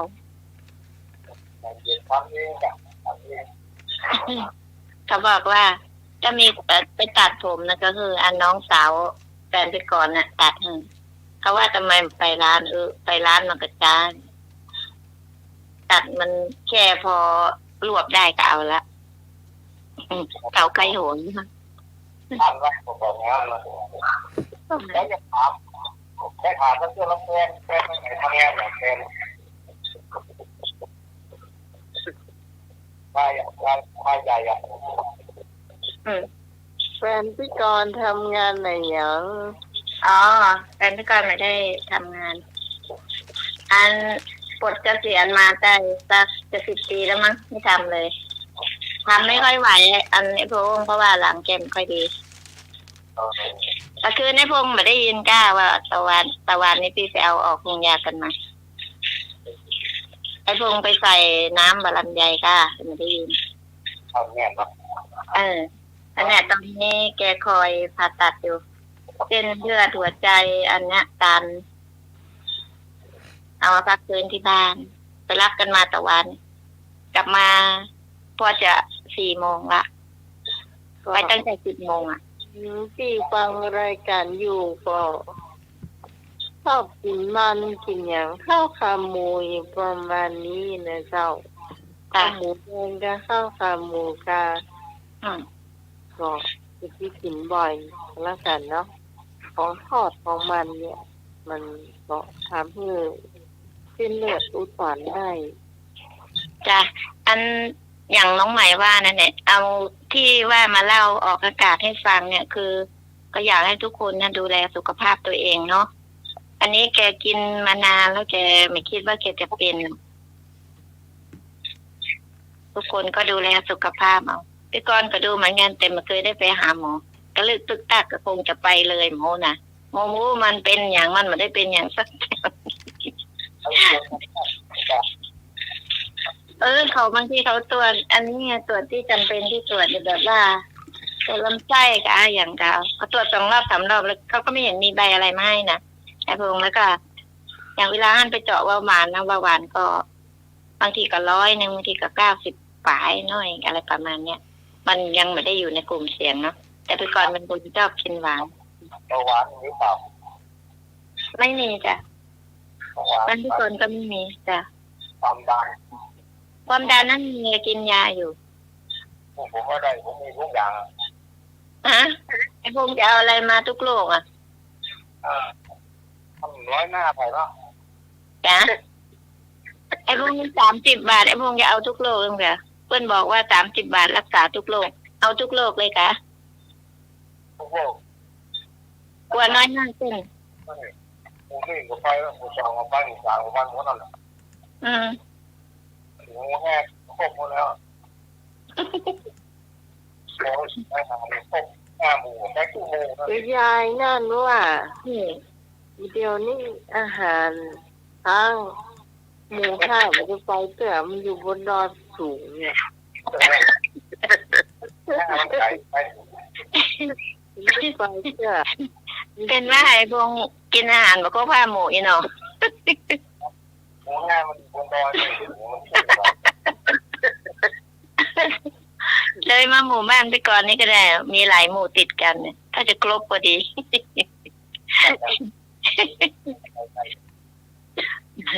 มีหมู่ 1 หมู่ 5 หมู่ 8พี่กรณ์อยู่หมู่ 13เนาะหมู่ 1อยู่ฝากบ้านไอ้เน็ตปุ่นไอ้เน็ตอยู่หมู่ 1ไปกินทั้งบ้านไอ้เน็ตได้อยู่หมู่ 13มาบ้านพี่กรณ์ด้วยแล้วก็หมู่ 8ไปตั้งปุ่นกลางวัดที่เลปุ่นแล้วก็แม่มันไปตั้งสีบุญเรืองเลยไปหน่อย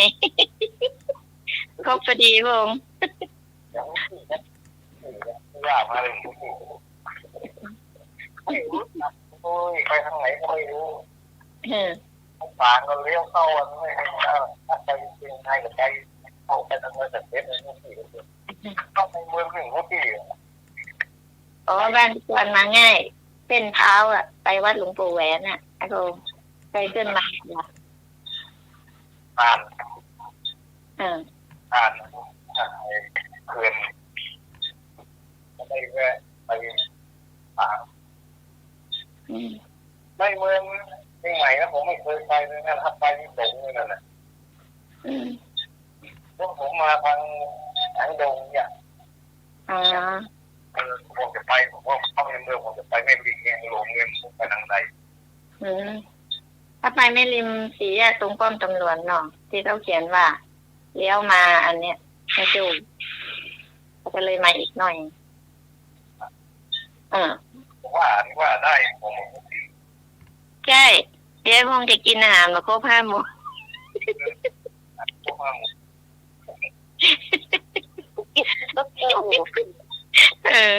น้องวันครบก่อ5 หมู่มาเข้าจ้าเจอเหมือนจ้า ล่ะ แต้มปุ๊บมันเกิน5 หมู่เจ้า เปิ้นมันก็เกินเปิ้นกินแค่5 หมู่ได้ ที่เห็นอยู่9 หมู่10พุ่นน่ะมีเป็น10 หมู่ เออ เจ้ากินถึง10 หมู่เลยอะเจ้า แบ่งไปทางไอ้บงมันไงอยู่ใกล้กันน่ะ พรนั้นเอาคนละติงเตาไปตรงมาต้มกันเนาะ ที่เขาสบายแล้วลูกโผล่เพื่อนก็ไม่ดีกันแม่เพราะว่าเลยได้เข้าเนี่ย ทำมาทำใจก้อนบำนานแล้วแล้วก็พี่ก้อนเจ๊ก็ได้บำนานหมดแล้วสบาย ไปกินบำนาญที่ไหนเราไม่ได้ทำงานราชการนะคะทำงานเป็นอันผู้ปฏิบัติงานกลางแจ้ง ได้โคตรเลยเนาะ ไอ้หนุ่ยใจชื่อว่าเขียดเนี่ยจอน เจ็ดแล้วเจ็ดแล้ว ชาติคุณชาติดอน น่าจะดอนเต็มขั้นนี่เนาะ ชาติเป็น แต่ว่าพี่กรณ์ถึงเขียดแห้งนี่ไอ้หนุ่ย พี่ก้อนหมู ไอ้หนุ่ยไปไหนหลับไปแล้วค่ะ รถไม่ไทยทั้งโม ไอ้หนุ่ยกับจันนิรักษ์ค่ะจันนิรักษ์หลับแล้วค่ะ เพื่อนไหนเพื่อน อ๋อรักฟังอยู่อะเป็นเราขวัญนี่เนาะ ครับ การสมัครเหรอหลับแล้วค่ะอาจารย์ มาอาจารย์นี้ครับ อยู่ หรือจะส่งทางโมนหรือรับกระเพื่อม อุตส่าห์มาคุยให้ฟังเนาะเนี่ยมีเรื่องอันนี้นะที่พูดออกอากาศเนี่ยว่า ก็อยากให้ทุกคนนะเนาะดูแลสุขภาพเนาะเพราะว่าเรากินอาหารเนี่ยเราไม่รู้ไงเอาปากจะว่าเนาะอันนี้กะลำอันนี้กะลำเนาะลาบหมดจ้ะลาบกะลำกว่าน้ำมันเห็นเนาะเขาก็มาโง่ ปลาตัวเก่าเนาะแล้วมันก็บอกให้ดีไง อ้าว อย่างคนเนี่ยอย่างคนบางคนก็บอกเขาชอบกินผักเนี่ย ใช่ ก็เสี่ยงนะ อืม อืม รู้อย่างพี่กรณ์ปลูกผักนะพี่กรณ์ชอบอันไหนพี่กรณ์ก็ปลูกอันนั้นแหละ ที่เราเอาไว้กินเงี้ยเราไม่ต้องไปซื้อเขายาแล้วก็ไม่ต้องใส่เนาะ นี่บ้านใหม่ทำไม่ที่1 พัก รับไปแล้ว นมัสการครับ มาเหรอ ผมนี่อันกินวันค่ำแล้วครับ กินข้าวอ่ะ วันค่ำเลยอ่ะครับนมัสการครับ เล่นพร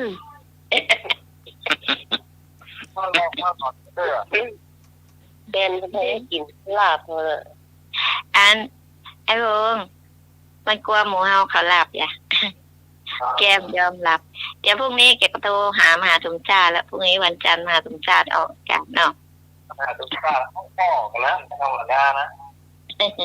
มันแท้ แต้มหมู แต่ก็ต้องบอกชื่อป่ะ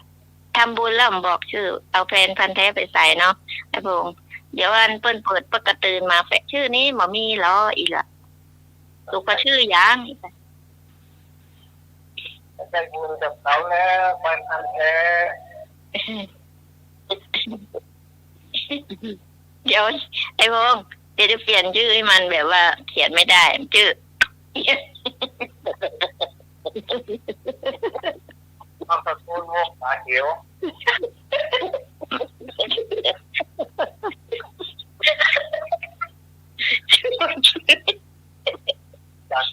จากซ้ายเดี๋ยวตัด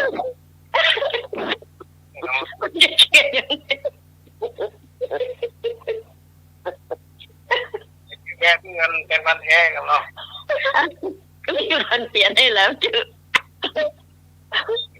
จากซ้ายจากขวาเอามันเหมือนกันเลยครับจากซ้ายมือเอา มันต้องไปดูเมื่อฉันวันนี้ก่อนจะไอ้วง มันปลายังมีให้ได้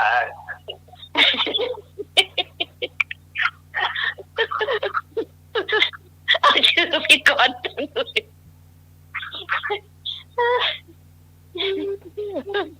แล้วเป็นมันแท้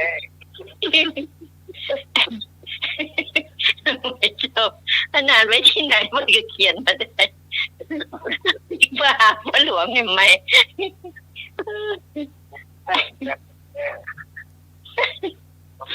ใส่แว่นตาที่สุดไปบั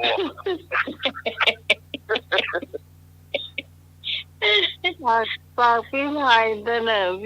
เพียงพายเรื่องเด็ดนะปล่อยไปก็หาคนนั้นตาละกรรมตายังหมอลวดถามมันแล้วมันหลอดพี่พาย พี่กรณ์บอกว่างตะเตืองไหมถ้าพี่กรณ์ว่าพี่กรณ์จะไปถามที่อำเภอไอที่วัดอันนั้นนะวัดแม่ริมนะว่าไอ้คนรูปหล่อใส่ประคำใส่พระนักๆน่ะชื่ออาหยางอีกอย่างแฟนรายการเพิ่นถามมาแกกลับมายอมบอกเนาะเมื่อใดก็ว่าแฟนพันแท้เนาะคอยพี่กรณ์ว่างก็เตอะนี่จะมามีเวลาว่าง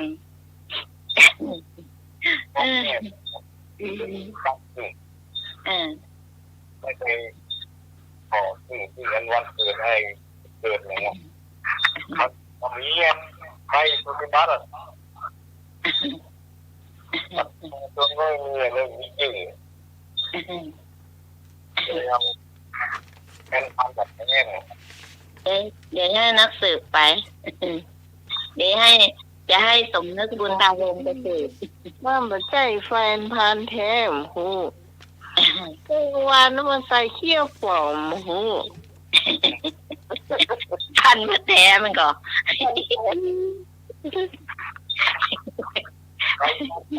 ถ้าเราพูดใส่แดงแล้ว อันนั้นก็จะใส่ในแบรนด์อันนี้ก็คิ้วมาแต่ฟันแฟนฟันไม่ใช่แท้ว่ะแฟนฟันปลอมนี่เนาะ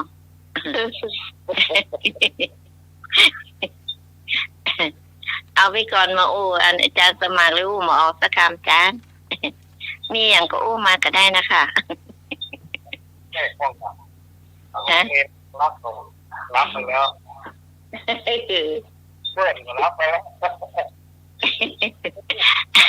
อาจารย์สมัครนั่งยิ้มอยู่ค่ะดูในเนี่ย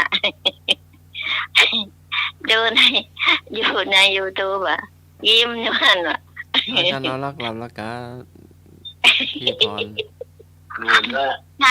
น่าจะไม่เป็นไรหรอกอาจารย์แกก็จะอีทอยู่ดีละได้ฟังในทานก็อันก็มาเก่าแล้วกันทำกันเป็นที่โลเราเชี่ยเอาเราเจ้าหน้าใหม่ห้องจานสมัครอ่ะจานสมัครก็อันพวกแม่ก็อู้มาเยอะแล้วฝนตกเนาะฝนตกโอ้นักศึกษาไตใหญ่ก็ให้เทียนทำเทียนทำต้นเทียนทำต้นเงินทำต้นเทียนตีของตีกองเนาะโอ้มากันนักนะเป็นร้อยนู่นก็ตีของตีกองเนาะเหไปตามพระเจ้าคนวิหารหลวงเนาะดีเหรอฝนตกเขาก็สู้เนาะดีนั่นนะเขายอมเปียกกันเนาะจ้าบุญเขาชุ่มฉ่ำในบุญก็แต่ฝนตกหนักนะเกือบ2 ชั่วโมงนู้นก็ชั่วโมงเกินนู้นก็ผ่านนักศึกษาก็มีเป็นว่าตังในเวียงฝนตกเนาะเจ้าตกหนักนะชั่วโมงเกินมันตกแห้งนะมองอ่ะฟ้าห้อง4-5 ยกกีฬาบุญเปิ้นโมทนาบุญตะเกาพงกลางบ้านพงเนี่ยพุทธเทวดาโมทนาตัวก็เนาะจ้ากลมน้ำเนาะอาจจะมีอยู่ไอ้พง ราะว่าฝนจะตกหลายวันอยู่ นั่นว่าเสือ จ้า ถ้ามันตกผมจะใส่น้ ให้พวกอย่างเอาเชอรี่มาขนเอาไปการสมัครก็ตกตั้งชั่วโมงกึ่งก่อน ำนี่ก็เอาเครื่องบินมาวันที่สอง เอานั้นก็ได้ ไอ้รถเทรลเลอร์ที่มันใส่ครัวส่งเรือต่างประเทศอันนั้นใส่ได้นักหน่อย มีพ่วงตัว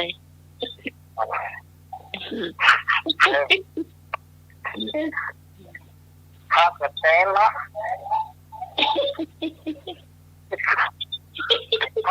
เรือเนี่ยจ้ะทำไมทาขึ้นรถไม่มีพูดนะ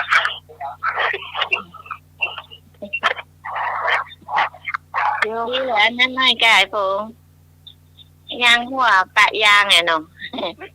ปะยางอยู่บนรถเต็มไปหมด นี่มัดปากยางเลย ใช่ บ้านเจ้าหมูมาจากลำด้วยไหนเขาไปปักโอ้เขาหน้าไปหมด เพราะเขายังเขียนนี่เลยผมโอ้อย่างมาดีปะกัน24 ชั่วโมง ใช้วันแรกรับปากยาง1 ชั่วโมงปักยาง1 ชั่วโมงเลยปักนะครับ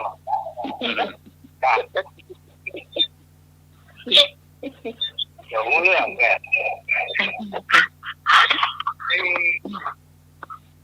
ไอ้คนที่คนจำไม่ลืมนางเลยครับว่าจำที่แบบที่สุดาไทย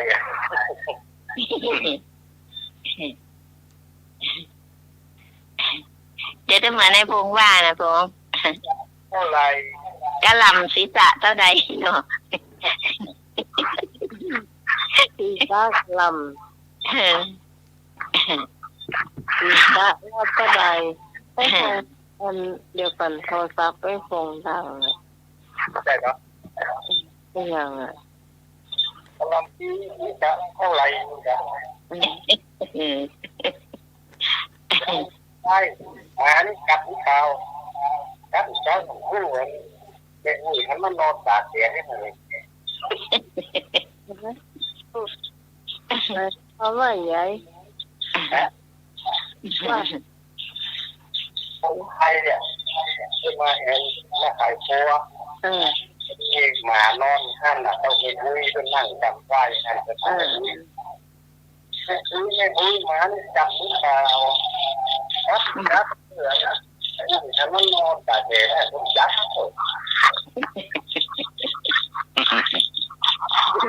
ความหมาย มันนอนตากแดดได้เนาะ อันนั้นถามร้ายบงปลาเต้าใบเท่าไหร่เนาะ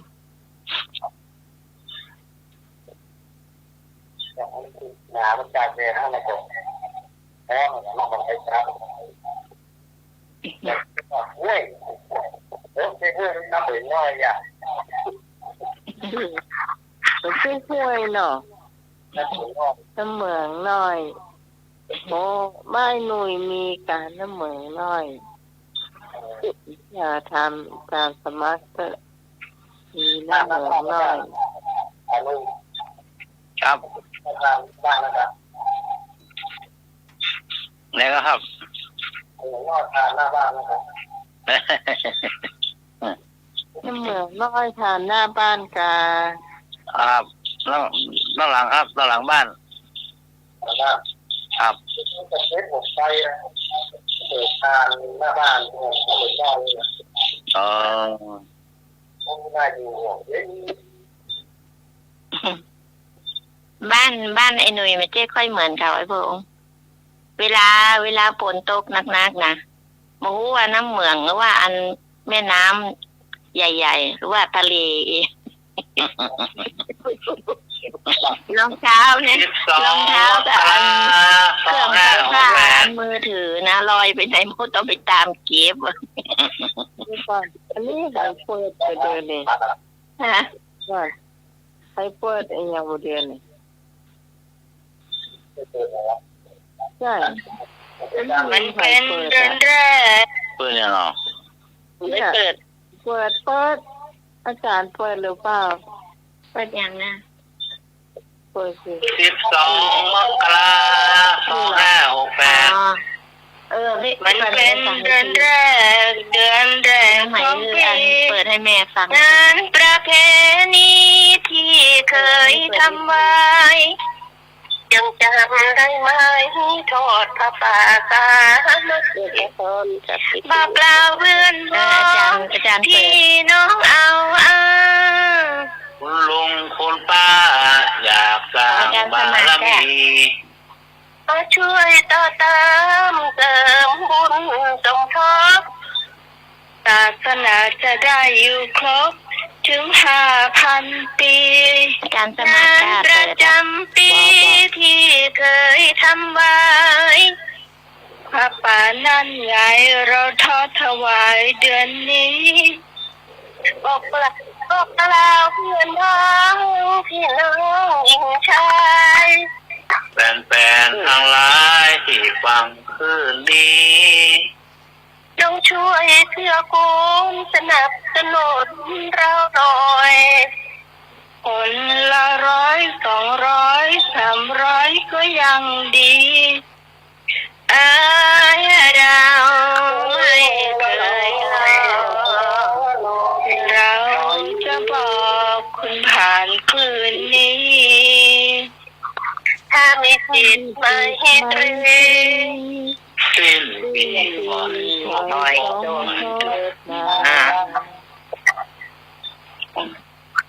อาจารย์เปิดให้เปิดอันนั้นนะน้องหมายเปิดที่ไม่มีดนตรีอ่ะ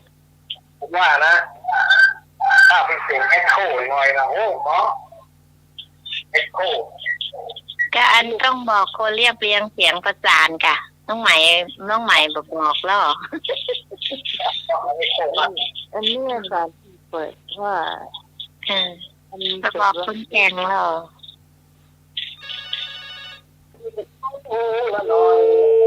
ว่าดีไปก็ครับ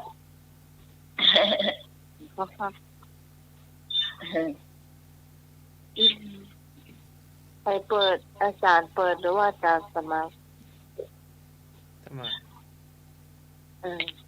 ก็เป็นคนที่มกรา2568นั่นไปแล้ว เดือนแรกของปีงานประเพณีที่ทำกันไว้ยังจำได้ไหมทอดผ้าป่าสามัคคีบอกกล่าวเพื่อนพ้องพี่น้องเอาคุณลุงคุณป้าอยากสร้างบารมีจงช่วยเกื้อกูลสนับสนุนเราหน่อยละ100 200 300ก็ยังดีงานประจำปีที่เคยทำไว้ป่านั่นให้เราทอดถวายเดือนนี้บอกกล่าวเพื่อนพ้องพี่น้องหญิงชายเป็นแฟนทั้งหลายที่ฟังคืนนี้มาช่วยต่อเติมบุญสมทบศาสนาจะได้อยู่ครบถึง5,000 ปีเราไม่เคยหลอกเราจะบอกคุณผ่านคืนนี้ถ้ามีคิดไม่ให้ตรีสิ้นปีขอให้ทนมา อันนี้มันได้ยินเสียงเต็มเนาะน้องใหม่เนาะ อันนี้มันได้เสียงเต็มเลย ใช่อันนี้การสมัครเสร็จ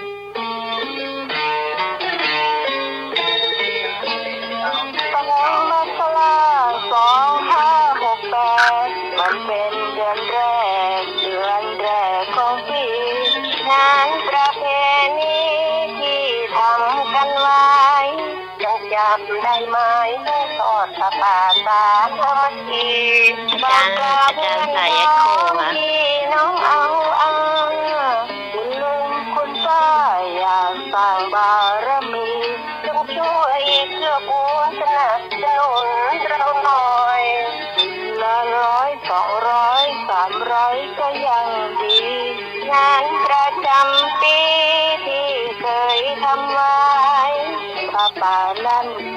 เราทอดถวายเดือนนี้ บอกกล่าวเพื่อนพ้องพี่น้องหญิงชายเป็นแฟนทั้งหลายที่ฟังคืนนี้มาช่วยต่อเติมบุญสมทบศาสนาจะได้อยู่ครบถึง5,000 ปีเราไม่เคยหลอกเราจะบอกคุณผ่านคลื่นนี้ถ้ามีจิตหมายตรีสิ่งที่คอยส่งสมเทศมา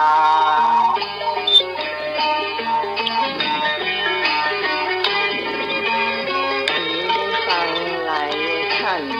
นะเจ้าน้องใหม่ถ้าเราซ้อมดีๆก็จะดีกว่านี้เนาะเราซ้อมแค่รอบ2 รอบงั้นมันเนาะไอ้พงษ์วิจารณ์ดิพอได้ไหมนักร้องรุ่นแรกแย้ม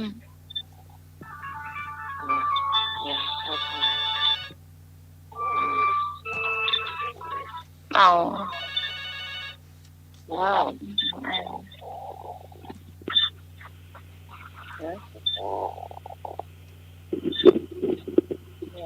พอ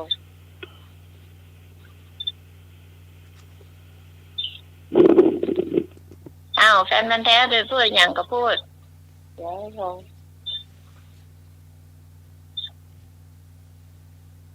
วพอมันเพิ่งตายแต่ให้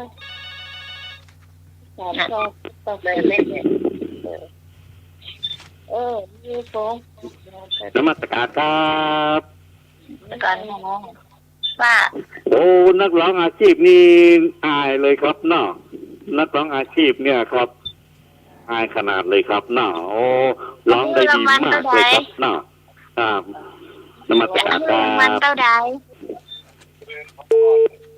จอมทองเชี่ยสิมาไปเถอะเนี่ยเขาพยายามโคตรเพราะมันก็ขึ้นเสียงมันขึ้นแล้วแต้วกำเลยใช่ไหมเสียงมันเป็นเดี๋ยวดีละมันปีนเสียงนั้นพงเงยหายใช่แค่พงวางไปหลอมอ่ะว่าเป็นห้องถ้าจะไปฟังวิทยุฟังอากาศเดียนอไอ้พงว่าย้ายไอ้พงพิจารณ์มาว่าผมว่าถ้ามีเสียงแอคโคหน่อยนะโอ้สุดยอดครับเปลี่ยนนะมันก็เป็นอย่างได้ไม่ชมคนแต่งเพลงหน่อยเหรอคนแต่งเพลงเรียบเรียงเสียงประสานนะอันแรกนี่นะพงมันไม่ค่อยสมบูรณ์เนาะที่ไอ้หนุ่ยร้องนะแล้วไอ้หนุ่ยให้มาร้องรอบหลังเนี่ยก็ไม่ได้เปลี่ยนอะไรหรอกไอ้หนุ่ยว่าเสียงบอดี้มาเอาละเลยล่ะแล้วมันก็เลยเป็นอย่างนั้นแล้วก็ทีนี้อันร้องรอบมะรูนนี่คือเปลี่ยนอันนั้นนิดหน่อยไปก่อนกับว่าสมบูรณ์ดีนะแต่ชื่อท่านได้3 สาวนะ3 สาวดีตะกี้แฝดถามไอ้นี่แล้วว่ามันจะติ๊บตัวใดมันว่าแล้วมันรีบวางสายเหรอปวดใจชะตาเลยโอ้เดี๋ยวถ้าป้าที่งานนั่นนะต้องเขมันติ๊บนักร้องก็ได้เพราะวันนั้นมันจะอยู่ครบ4 คนเนาะคนตัวใดก็ว่ามาตอนนี้มันแบบเปิดเผยหน้าเห็นแล้วแต่มันบอกชื่อไอ้พงษ์เดี๋ยวใจนักร้องมันจึงไปนั่งคอยอยู่นั่นน่ะบอกก็หมดแล้วเขาอยู่ที่ไหนมันจะต้องชื่อคนแต่งหัวกันเนาะใช่แต่มันจะดีครบหมดไง นักร้อง ใคร ชาย เป็นคนแรกกันนะพี่พงษ์เป็นคนแทนเลยเป็นคนแรกกันอ่ะเออ เป็นพันแท้ เขาไปก่อนทุกปีเนี่ย ครับไอ้คนเลยเนาะ ใครอยู่ตรงไหนเขาดีนะเขาจะบอกนู่นนะเอาแต่ว่าน้องพรอยู่ไหนปุ้นอันพี่พรพี่ปุ้นป่ะแล้วไม่บุญอยู่ปุ้นป่ะแล้วไม่ชีอยู่ไหนไม่ชีอยู่ตั้งหลังเพิ่นจะบอกมานะอาจารย์สมัครแล้วขั้นแล้วอีล่ะพูดได้แล้วรู้ทุกคนเนี่ยเปิ้นเก่งความจำเปิ้นดี เป็นไปเจ้าคนโตหอมตลอด เขาไปเช้าบ้านเขาอยู่ใกล้มั้งเขาไปเช้า นะครับ เขาไปถึงก่อนคนอื่นหมดอะหนาวเท่าหนาวก็ไปนั่งอยู่ตรงนั้นอะไอ้พงษ์ที่ก่อนเขาไปนี่ก็เป็นพันแท้เนี่ยเสียที่อย่างเดียวนั่นแหละ เสียงเดียว หลายเชื่อ เสียอย่างเดียวใครหูเหลือง ไอ้พงษ์ทำพูนเพิ่งจะทำนักนะแต่เสียท่ามาบอกชื่อแกอย่าบอกแฟนพันแท้เนี่ยที่ก่อนว่านะอันปักกระตือนเปิ้นได้เขียนแฟนพันแท้เนาะเปิ้นเขียนชื่อแต่แต่เวลาหา เป็นพันแท้เนี่ยจ้ะ เป็นรถเองไปทำบุญจนแต่ไม่ได้ถามอาจารย์สมัครว่าเขาลงชื่ออย่างนะปีนี้เนอะไอ้แก้วตามนไอ้แก้วอันวงตาเขียวเด้อบอกชื่อแต่อย่าตีเนอะอันงั้นปักกระตือนบอกมีชื่อเนอะบอกเถอะถ้าบอกว่าจะเอาข้างเขียวนะ ไอ้พงษ์ว่าทำบุญมันจะทำนักนะมันจะว่าทำน้อยนะแต่เสียท่ามันบอกชื่อแต่ใช่แกกระทำเยอะกันไม่ใช่ว่าเป็นคนชี้จินะกระทำเยอะแต่มาบอกชื่อแต่หนึ่งกัน เรื่องอย่างพันแท้แต่ว่าที่ก่อน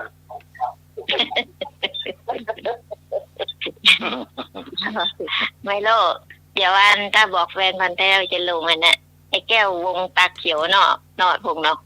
ตาเขียวเอาลงอันเนาะ ที่ตาฟ้าอย่างตามาตาขวา จะเอาแว่นเลยจะเอาแว่นเลยแบนใส่อยู่เกาะอีเนาะเพลงเหล่านี้เนี่ยไอ้พงฟังกำเดียวไอ้พงก็น่าจะร้องได้แล้วมั้งพงร้องได้พิธีกรยังซ้อมทั้งหลายรอบได้ต่อไม่ได้มันต้องมีปักกระตือนพอหน่อยพงเนาะต้องมีโน้ตเอาห้องคุยว่าหนึ่งได้มันไม่ใช่อย่างเราพงมันมีดนตรีเนาะถ้ามีดนตรีเราก็จะรู้ว่าขึ้นตรงนี้ของใครไหมเหรออันนี้มันใช้เสียงสดๆไงแต่พี่กรณ์เขาว่าดีมันไปเลยของมันตามผาบี้นะแล้วพงรู้จักผาบี้ก็รู้จักรู้จักว่าก็ดียังดีอยู่นะมันก็พงเอามาได้ไปสวนปรุงเนาะไออยู่บ้านอยู่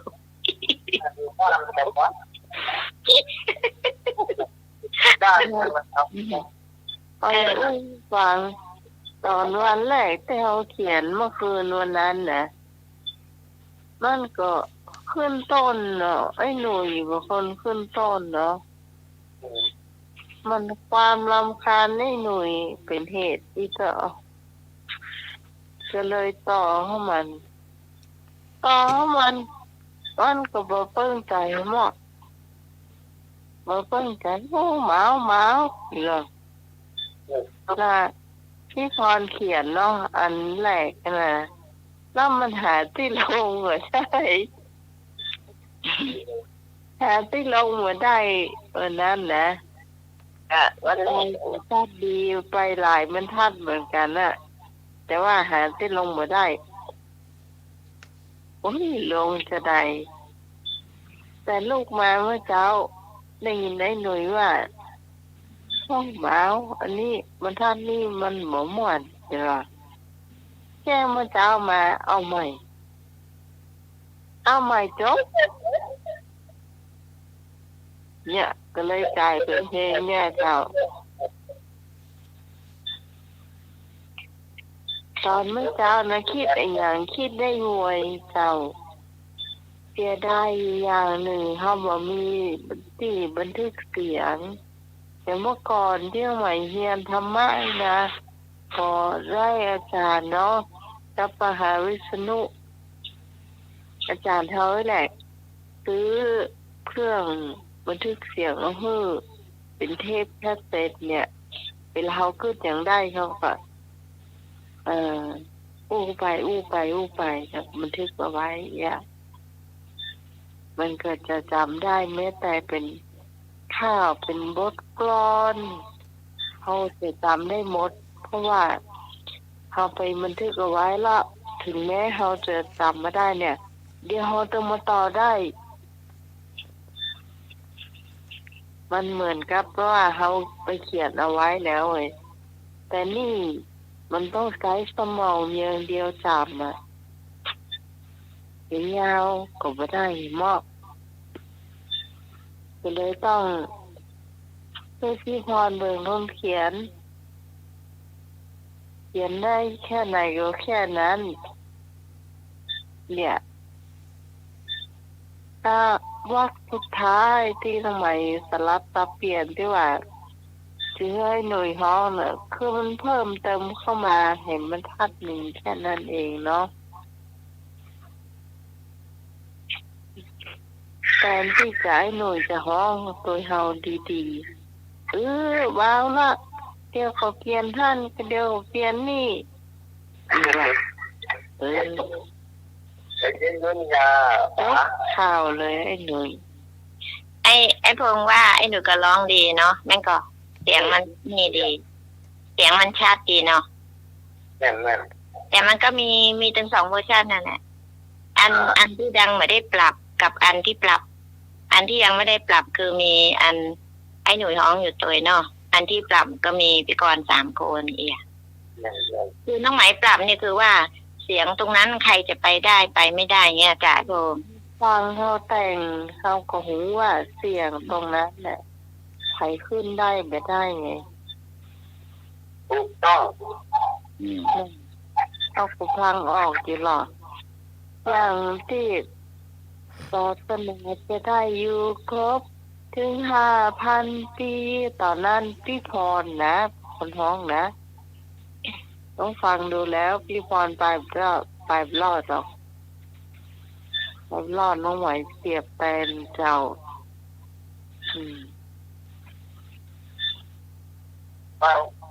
ฟังดีๆกันนะฟังดีๆก็คือจะว่าไม่จริงจาก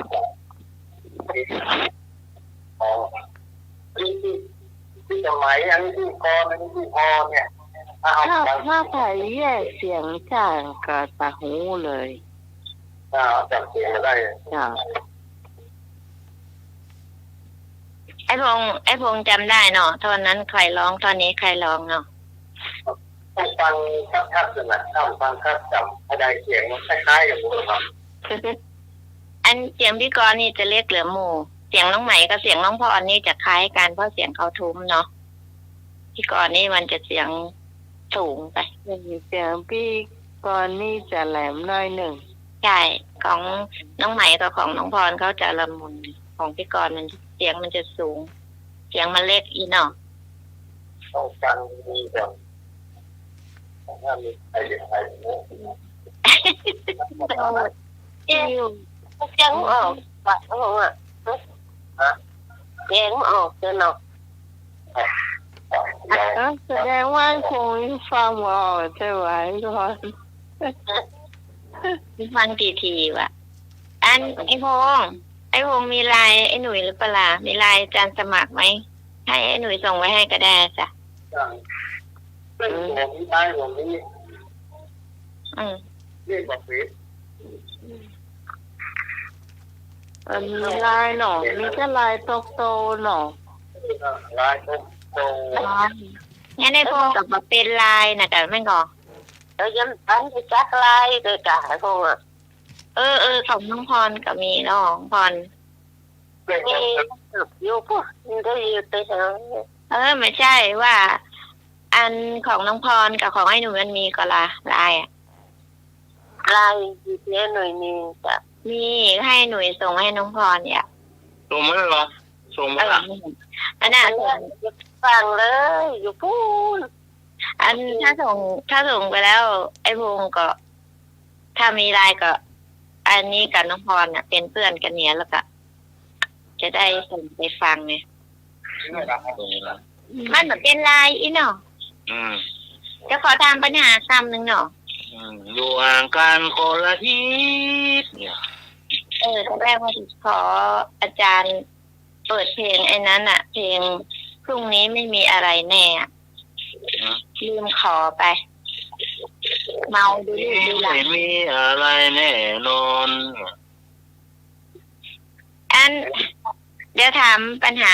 อย่างหนึ่งเนาะปัญหาตุลุงทองเนาะน้องไหวก็ถ้าจะได้อยู่ ครับ ปากไอ้หยังอันอยู่ต่างจังหวัด อย่างว่า ปากไอ้หยังอยู่ต่างจังหวัด ป้าอะไรอยู่ต่างจังหวัด จ้ะ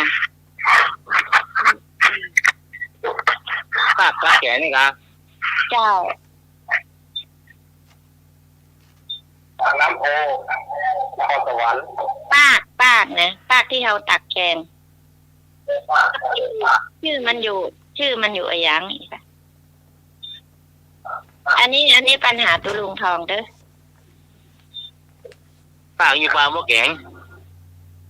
นะจ่ายไอ้เนื้อครูโทรเข้ามาเนื้อหลับแล้วค่ะมันจะหมดเวลาแล้วมันจะอย่างเลยอันนี้ปากที่เขาตักแกงแต่ก่อนนี้อันตุลุงทองได้ยินว่าเป็นฟากนะอันนี้นะว่าเป็นคนเปิ้นตอบมาว่าไม่ใช่ฟากไหนเป็นปากตักแกงนะกะตุลุงว่าแม่นแล้วครับอีกอะ อยู่ต่างจังหวัดนี่ครับ ใช่ อยู่จังหวัดไหนครับ ใช่ ปาก เจ้าไม่ใช่ ไหนบอก เน่าแล้วบอ เน่าเลยเน่าเลย เหลืออีก7 นาทีจะเที่ยงคืนเวลาอันนี้อย่างมะม่วนเวลาถ้าอู้เข้ากันเนี่ยเนาะตะอะบุงเนาะแต่ว่านี้นะอันลำไยกินน้ำอิ่มแล้วกะ ยังพวกกันว่ายังอยู่ กะ แล้วต้ม อ๋อ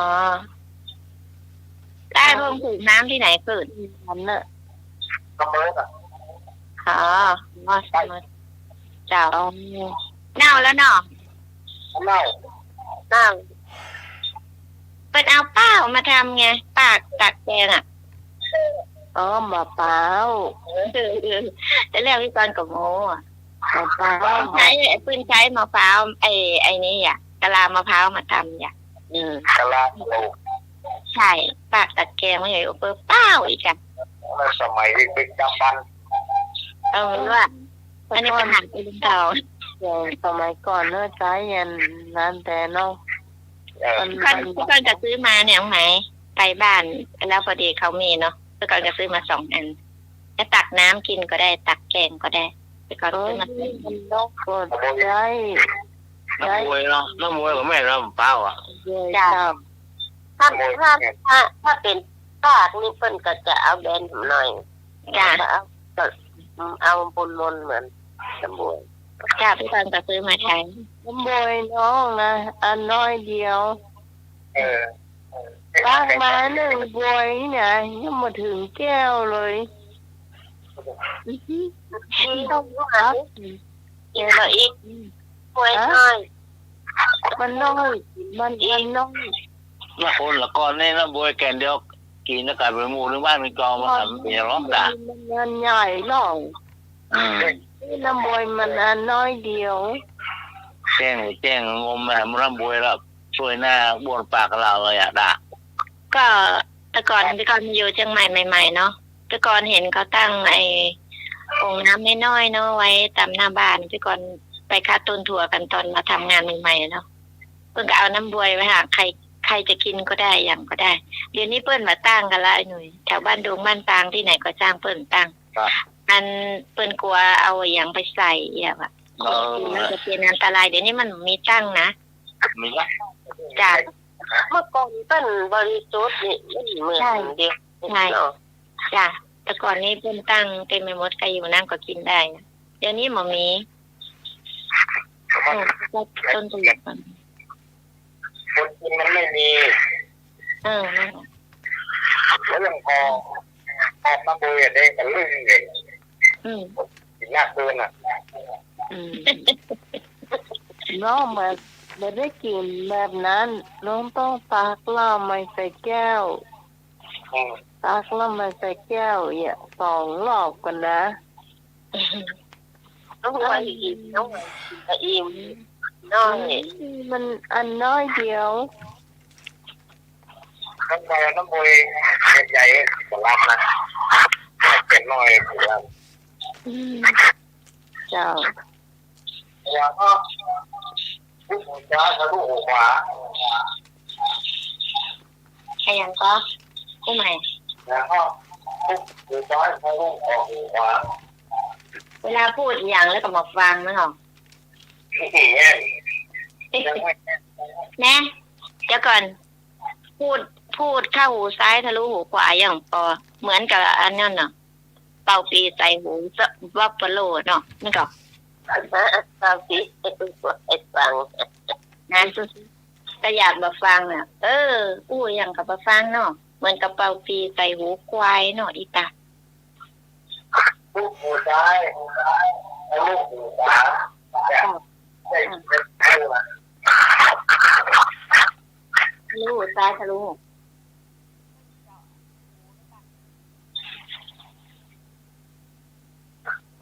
ใส่ตุ้มหัวพงแม่นก่อนยังไม่ใช่ไม่ดูเลยตอบ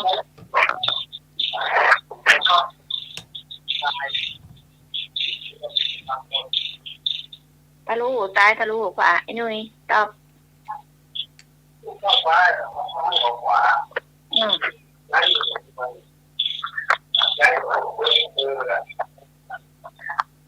นกหวีด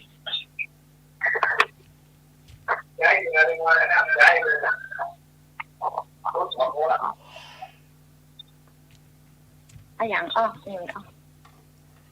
การไม่รู้โดนปัญญาเล่ามีไว้เล่าเดียว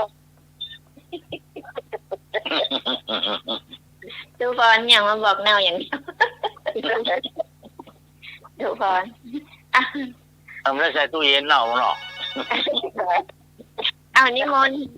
ต์อาจารย์พงษ์เจ้าเจริญเขาจะบอกเข้าฟังนะบางวันเขาก็ชุมแม่ก็ครับแม่ก็ครับอย่าไปเนอะไอ้นี่อย่างก็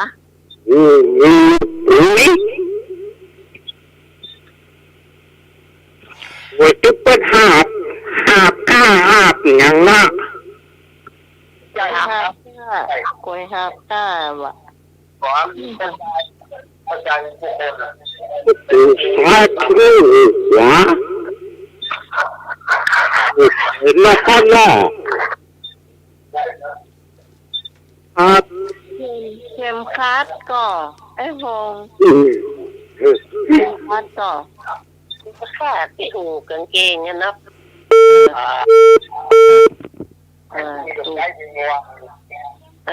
สร้างเนาะสร้างเนาะไอ้เนื้อสอบละเกี่ยงเกินแล้วเจ้าคุณผู้ฟังวันนี้แต่สมัครลาก่อนเจ้าอนาคุลาจะกัมมันตาตามังคารมุตตะมังการงานไม่ค้างสับสนเป็นมงคลอย่างสูงสุดขอการนมัสการและเจริญพรทุครับ สำหรับค่ำคืนนี้ขอบคุณคุณผู้ฟังทุกเสียงทุกสายที่มาช่วยกันจัดรายการธรรมะคลายเครียดให้ผ่านพ้นไปด้วยดีเด้อเจ้าขอบคุณไอ้หนุ่ยเจ้าขอบคุณพี่พรเจ้าขอบคุณพี่กรเจ้า